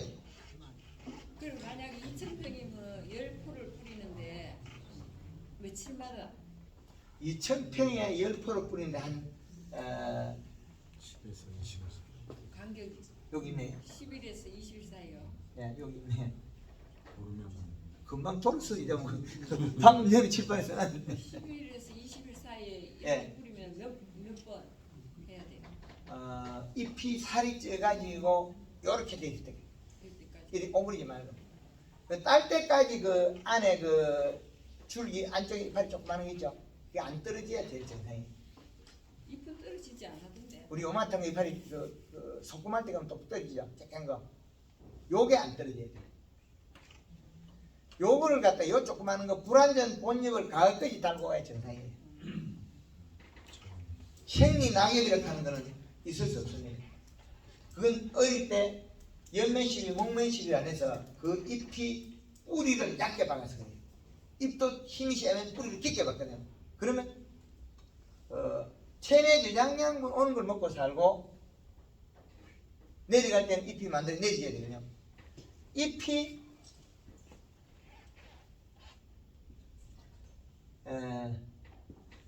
여기에서 영향을 줘야만이 요 관이 만들어져요. 그럼 다 따고 나면은 안 해도 돼요 비료를. 다 따고 나면 수확하고 나고. 다 따고 나면 NK는 살짝 줘야 됩니다. 요소 주면 돼요. 요소는 안 되고요. 그렇죠. 요 NK를 주면 아까 보면 가리 성분 맞잖아요. 그거 주고 연면시비 해가지고 단풍을 완전히 덜어버려요.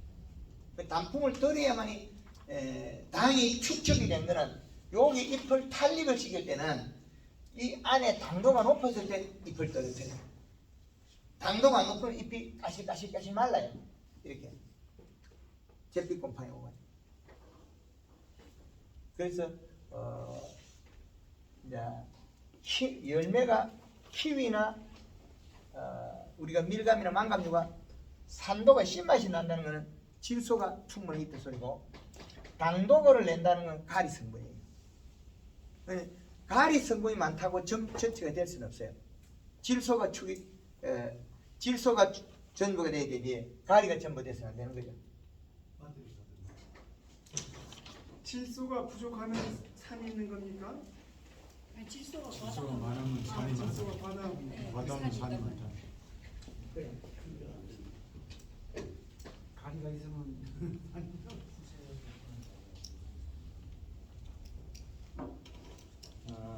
우리가 가리는 단맛을 내는데 단맛을 내려면 질소분을 동시에 가지고 있어야 돼요. 예. 가리를 살을 없으면 그 산도가 없으면 밀감이 잘 붙어버려요. 단맛만 있으면. 왜 그러냐면 힘이 하나도 없거든요. 밥을 안 먹었는데 어떻게 정상이 되겠냐고. 그럼 볶은 거는 왜 볶았느냐? 속이 안에 있는 영양을 안 주고 껍데기만 커버려요. 폼을 띄는 거죠. 폼 나게. 새가 와서 따먹으라고. 잘 보이려고. 영양이 많은 놈하고 없는 놈 행동이 달라요. 근데 같은 밭에서도 품종에 따라 틀리던데요. 맞습니다.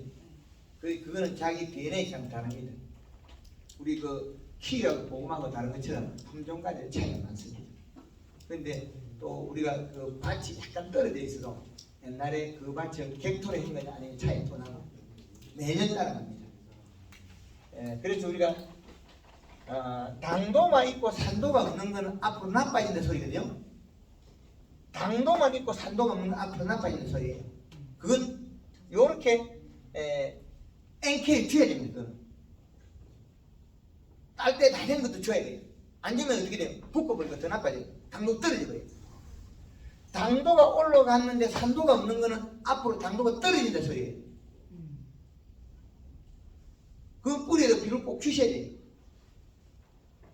우리 집에 밀감이 단맛만 있다. 그 우리 집에 키위가 멀컹거린다. 그것들은 이미 멀컹거리는 건 이미 질소가 부족한 소리예요. 질소가. 그리고 과실이 먼저 색깔이 나는 놈은 비료 부족. 색이 나면 안 돼. 마지막에 쑥 하다가 한 번에 색이 딱 나야 되거든요. 그게 정상인가 했는데 미리 색이 나고 당도가 올라가는 건 질소 부족이기 때문에 우리가 밀감이 붓는다는 소리 이미 예견되어 있잖아요. 찌고 달고 그건 가면 갈수록 품질이 더 좋아지. 그런 차이입니다. 그러면 질소를 연면 시비해도 네, 괜찮습니다. 그러나 산맛이 없을 때 산맛은 없고 그럴 때 요 때는 후반기에는 요소 써갖고 나와 있어요. 단불로 꺼야 된다는 거예요. 그때 시간이 가버리면 식물이 뿌리가 죽어버려요. 당도만 있고 산도가 없는 건 잘못하면 뿌리가 죽어버려요. 당도만 올라가면 잎 두께가 얇아진다는 소리거든요. 그래서 산도를 가져가야 잔뿌리가 안 되는데 산도는 없고 당도만 있는 거는 곧 잔뿌리가 다 죽는다 소리입니다. 그럼 10월 말까지 지금 저 요소 연면 시비는 가능하다는 소리입니까? 밑으로 주는 건 안 되고. 위로 줄 때 목적이 이렇게 아까 이야기한 것처럼 산도가 없고 당도가 있을 때 그럴 때 주는데 그걸 준다고 해서 단방량이 조금밖에 안 되니까 500회에 1kg, 2kg밖에 안 되잖아요. 그럼 바닥으로 주는 것 같으면 NK를 주는 것 같으면 5kg 주는 것 같으면 그만큼 늘어나겠죠.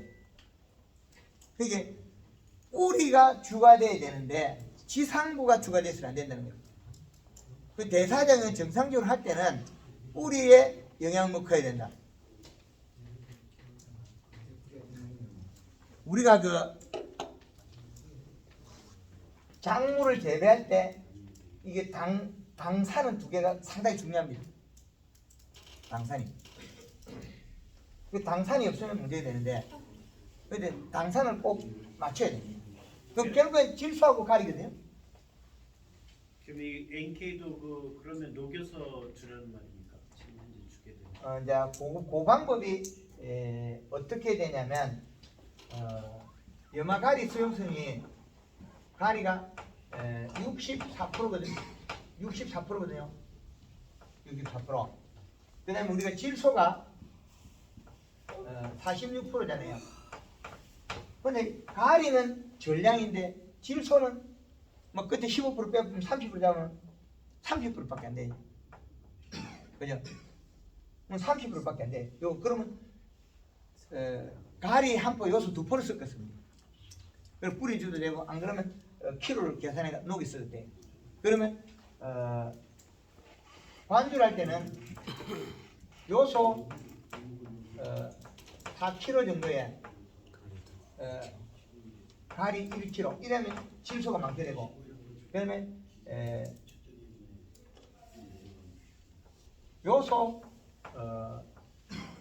2kg에 가리 2kg를 하면 이거 배 차이 나요. 이렇게 하면 요 두 개 2kg는 14 정도 되고 요거는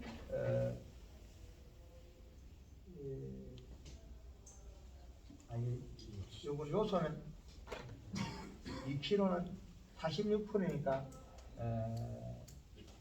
92가 되고 얘는 가리는 64%니까 2kg는 1점 1 12 10약 13 정도 되겠죠.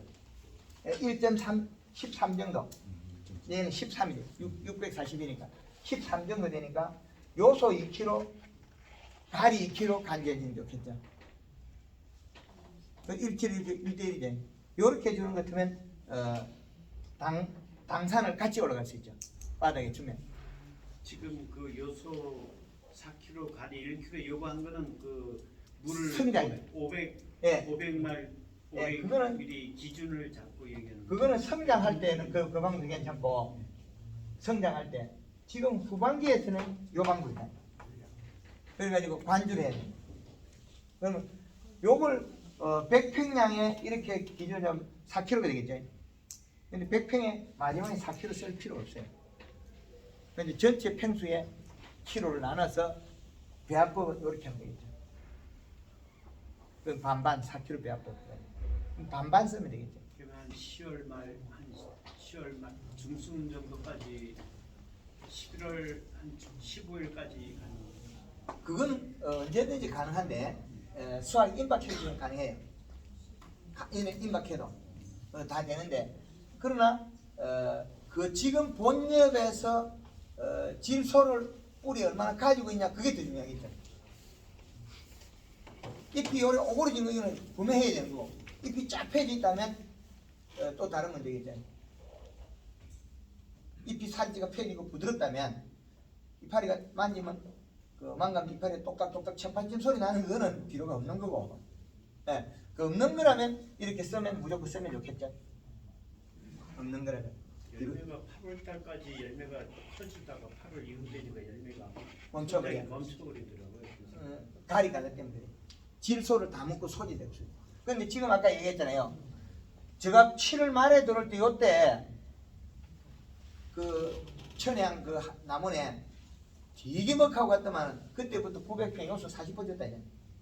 그러니까 이 파리 조금만 요만한데도 밀감은 새파랗게 가 이상이 없어요. 한 놈씩 옆으로 쪼개진 게 있어도 배꼽에서 쪼개진 게 하나도 없어요. 이렇게 쪼개진 게 하나도 없어요. 옆으로 쪼개진 게 있는데 요리 쪼개진 게 하나도 없어요. 그렇게 많이 줬을 때 산이 쉬어서 수확철에 산이 안 빠져가 못 먹고 그러지는 않습니까? 가리가 이제 여기에서 이파리 힘줄을 보면 알 수 있거든요. 색깔 오는 거하고, 색깔이 안 오면 산이 높은 거고, 색깔이 오는 것 때문에 산이 떨어져요.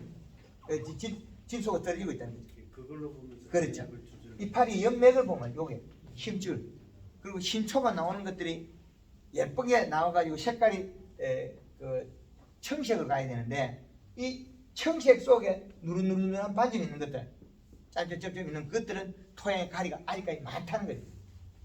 그런데 이 토양에 가리 성분이 많아졌을 때 3년, 4년, 5년 가요.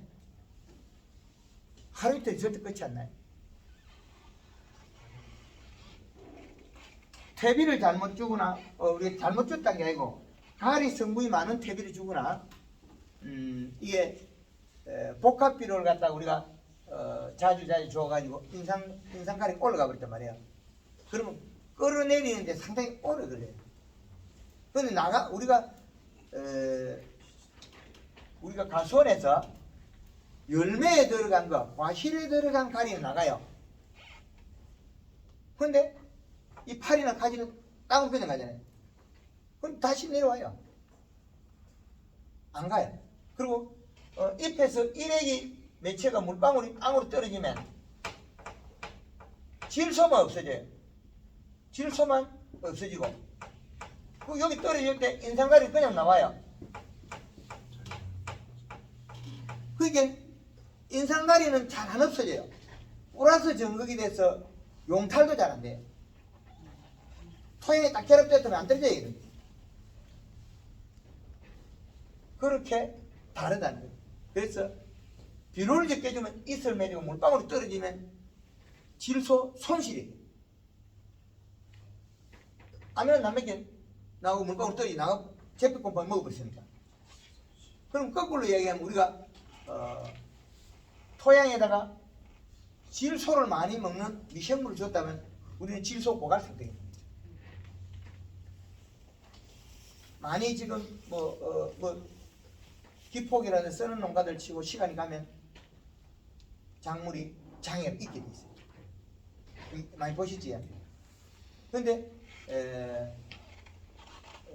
강원도에서 제주도까지 제가 어지간한데 다 봤거든요. 우리나라 전역을. 근데 그게 우리가 자연농업, 그 다음에 그 무농약, 친환경 이런 다양히 있지 않습니까? 그럼 친환경 쪽으로 갔을 때는 우리가 질소비를 안 쓰니까 인산갈이 가다가 돼가지고 시간이 가면 갈수록 작업 양만 늘어나지 상품이 안 나는 거예요.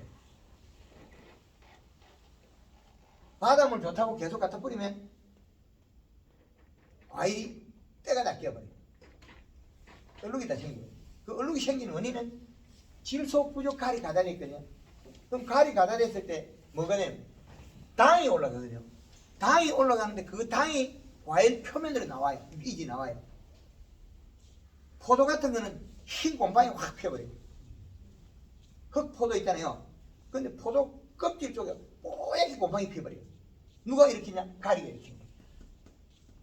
네. 당만 좋아해서는 큰일 났다는 거예요. 그럼 당이 올라간 가실과 당이 안 올라간 가실을 두 개를 만져보면 경도가 달라요. 단단한 것들은 질소가 있다 소리고, 단단한 거는 질소는 단단하게 있다 소리고, 가리가 많고 질소가 부족할 때 약간 멀렁해요. 멀렁하다.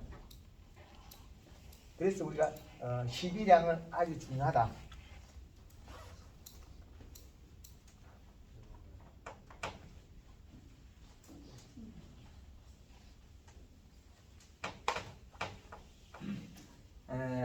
그 다음에 우리가 상반기의 연면시비와 하반기의 연면시비 달라요. 하반기는 같은 건데,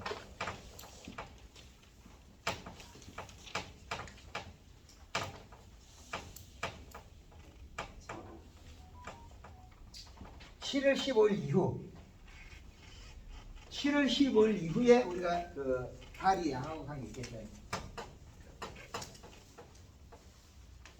7월 15일 이후에 7월 15일 후에 우리는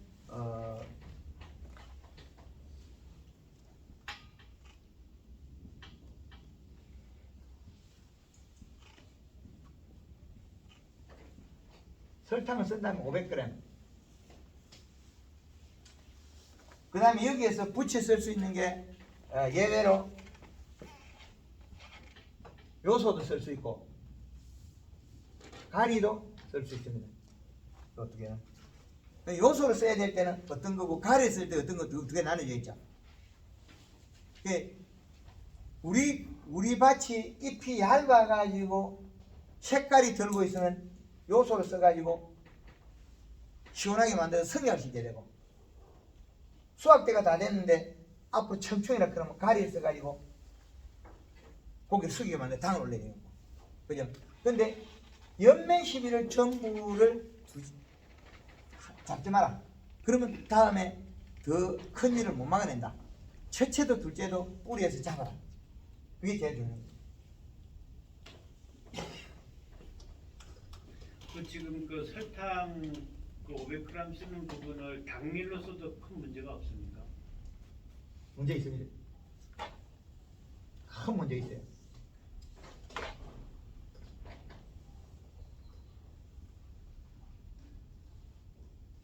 왜 문제가 있냐면 당밀에 든 이물질이 달라붙어 가지고 그게 곰팡이가 피고 다른 약흔이 생기니 비주체 응집이 된답니다. 그렇죠? 제가 이번에 한번 끓이면서 그런 증상이 나온 것 같아가지고. 그렇죠. 당밀을 써버리면 당밀에는 아주 미세한 덩어리들 많아요. 그게 딱 달라붙어 가지고 다른 우리 방대장하고 치면 그 자꾸 더 달라붙어 더 커져요. 그러면 그 자리에 달라붙어가 오래 머물면 그 흑변이 생겨요. 과피에. 그죠? 과피 흑변이 생겨요. 그래서 요런 정도가 우리는 활용해야 된다. 그래서 제일 중요한 건 요 표를 대야 돼. 이 표를 중요시해야 비료의 기준값을 맞춰야 농비가 제일 적게 들어요. 비료의. 근데 뿌리하고 잎하고 지가 잘해야 일이 적게 들지. 우리가 인위적으로 이놈을 왕창 도와주려고 하면 힘들겠죠. 그러나 안 되는 시점 보면은 우리가 많이 도와주고 그 이후에는 설금설금 해주고 그 뿌리 밸런스를 맞추고 그게 제일 좋은 방법입니다. 그 다음에 이제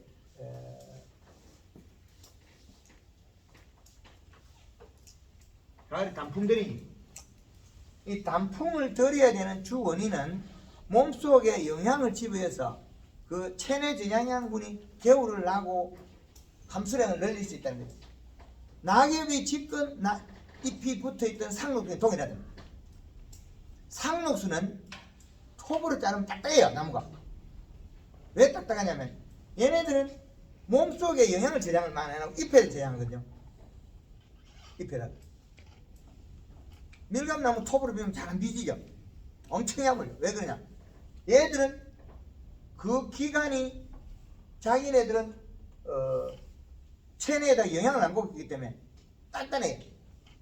근데 낙엽수들을 보면 물러요. 왜? 몸속에 영향을 가지고 함수를 가지고 있어야 됩니다.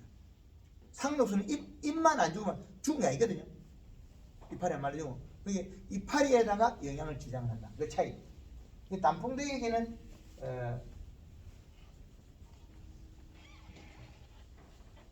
칼라 1리터에 설탕 3kg 여기에다가 가리 염화가리가 3 내지 5kg 5kg까지 더 올라가도 됩니다. 여기는 10kg까지 들어가도 괜찮아요. 단풍 들일 때는. 그 단풍을 충분히 덜어야만이 과일이 피해가 없습니다. 단풍을 충분히 덜어야.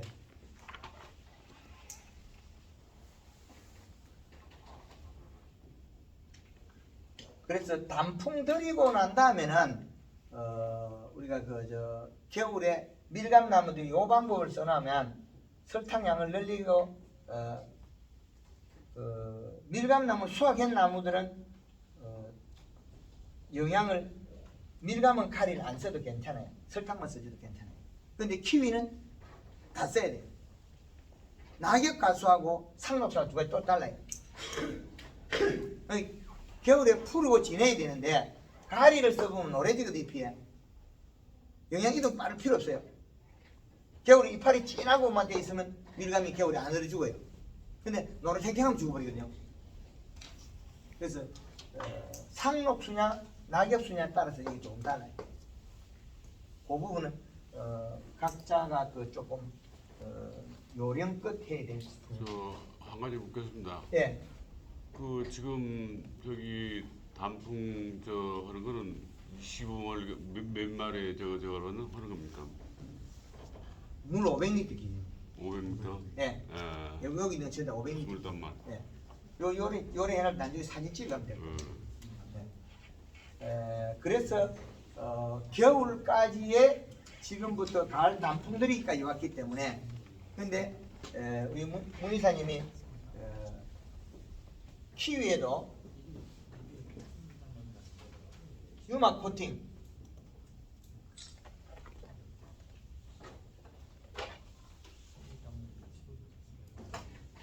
문 이사님 유막 코팅 해보면 어떻던가요? 기계인주보다 훨씬 좋습니다. 그렇죠. 얘들은 유막 코팅을 해놓으면 영양을 먹고 봄 되면 기름이 산화가 돼가지고 먹어버려요.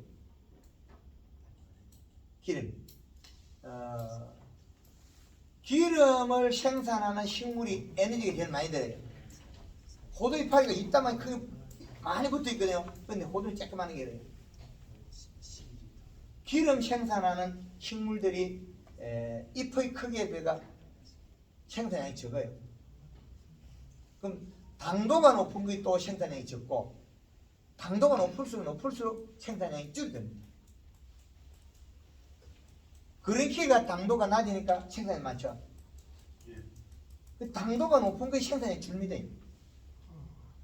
당도가 꼭 아셔야 돼요. 당도가 높은 종류를 키우면서 내가 대과를 만들겠다. 그럼 봄부터 뒤지게 열심히 해야 돼. 잎을 두껍게 캐가 잘 해놔야 그놈이 차고 날 건데, 당도가 높은 것들은 여름에 더위를 또 많이 타요. 더위를. 그래서 더위를 타는 작물을 더위를 타지 않게 해야 되거든요. 더위를. 그래 되기 때문에 우리는 당이 많은 당도가 높은 과실들이 단위 면적당 식당이 적어요. 가격은 비싸겠죠. 그게 어렵습니다. 그게 왜 그러냐면 당을 많이 순간적으로 많이 땡겨가기 때문에 그 흰가루병이라든지 잿빛곰팡이라든지 녹균병이라든지 낙과라든지 이런 게 많이 생기게 돼 있어요. 당을 미리부터 많이 축적하니까 에너지가 대사적인 쓸 게 모습 과실이 가지고 있다는 거죠. 과실에 있는 건 잘 안 나와요. 얘들은 이 팔이 떨어져도 저 씨앗을 번식할 수 있으니까. 과실에 있는 당이 잘 안 나와요. 한번 들어가면. 그래서 당도를 높여가서 생산량을 늘리려면 질소를 많이 먹어야 돼요. 그런 관계가 있습니다.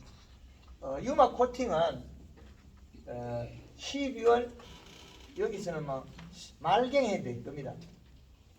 12월 말.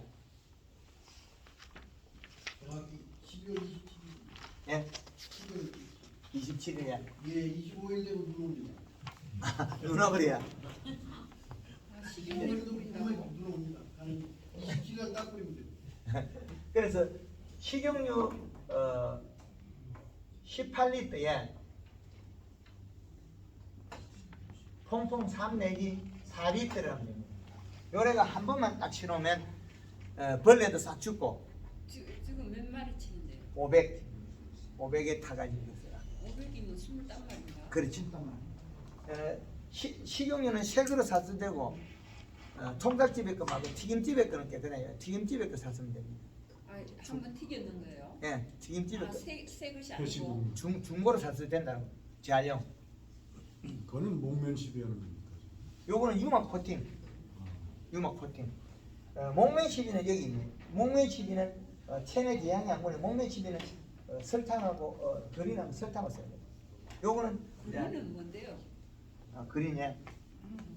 예, 우리 조천농이 갈라하고 판매한대요. 그린 두 가지가 그 책에도 있고. 파는 것 같은데. 예. 그래서 제품 파는 요 내용까지가 우리가 1년 사거든요. 아, 그 식용유 이만큼은 18리터 키에만 뿌리는 겁니까? 퐁퐁 키위에 아니 상록수엔 하면 안 돼. 상록수엔 하면 기공이 막혀요. 그래서 우리가 박약수. 기계 유제 쓰는 수준 낮춰서 쓰면 괜찮아요. 기계 유제가 우리가 한 6리터 쓰잖아요. 6리터 낮추면 괜찮아요. 해주면 탈수가 적게 되기 때문에 겨울에 힘이 강해져요. 근데 겨울에 너무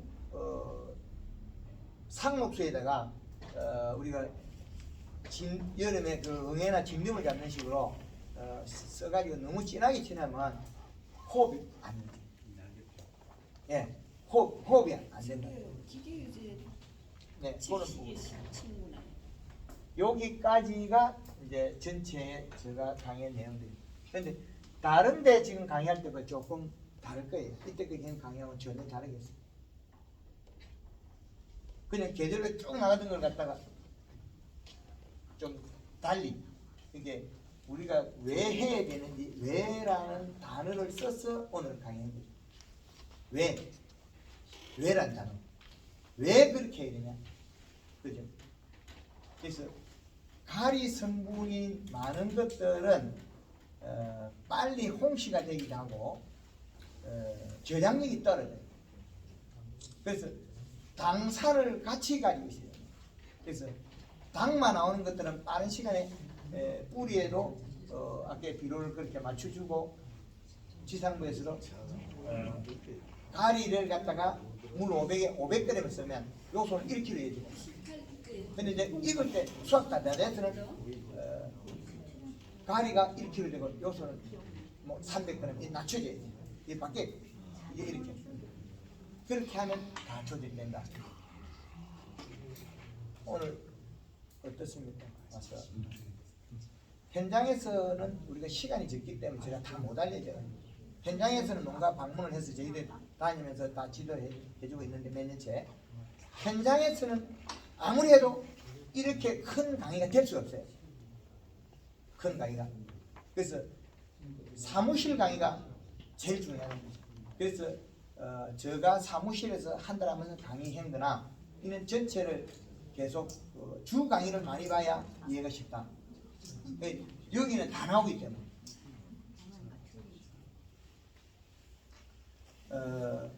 사계절 이식값을 개발하는 이거 정말 잘 됐죠. 이거 박수 한번 치시죠. 네. 지금 앞으로 더 질문 있는 분이요.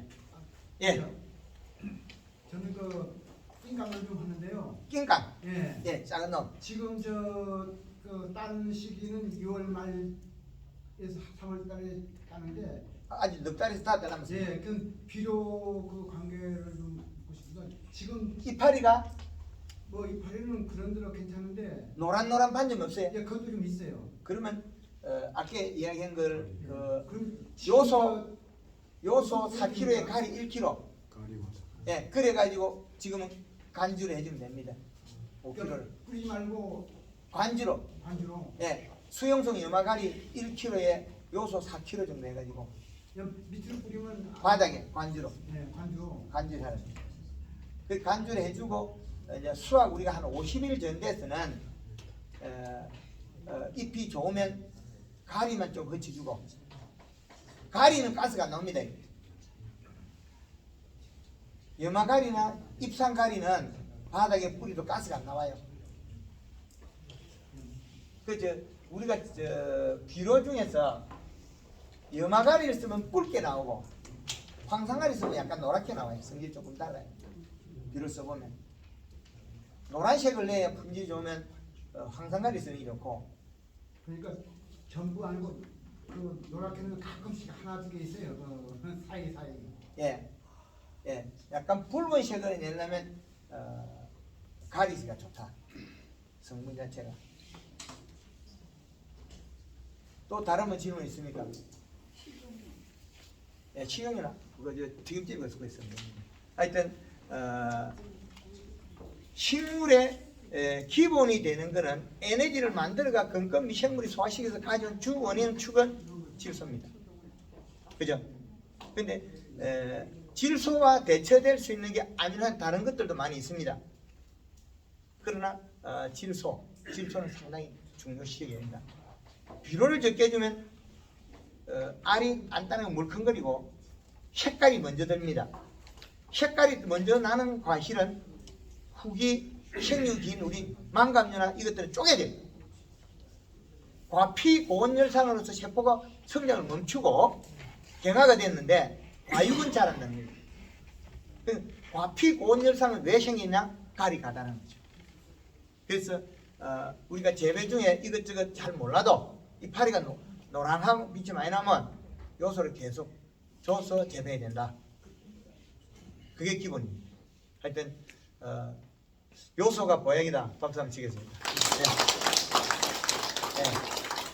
이것으로서 황금농법 강의 마치도록 하겠습니다. 예, 감사합니다.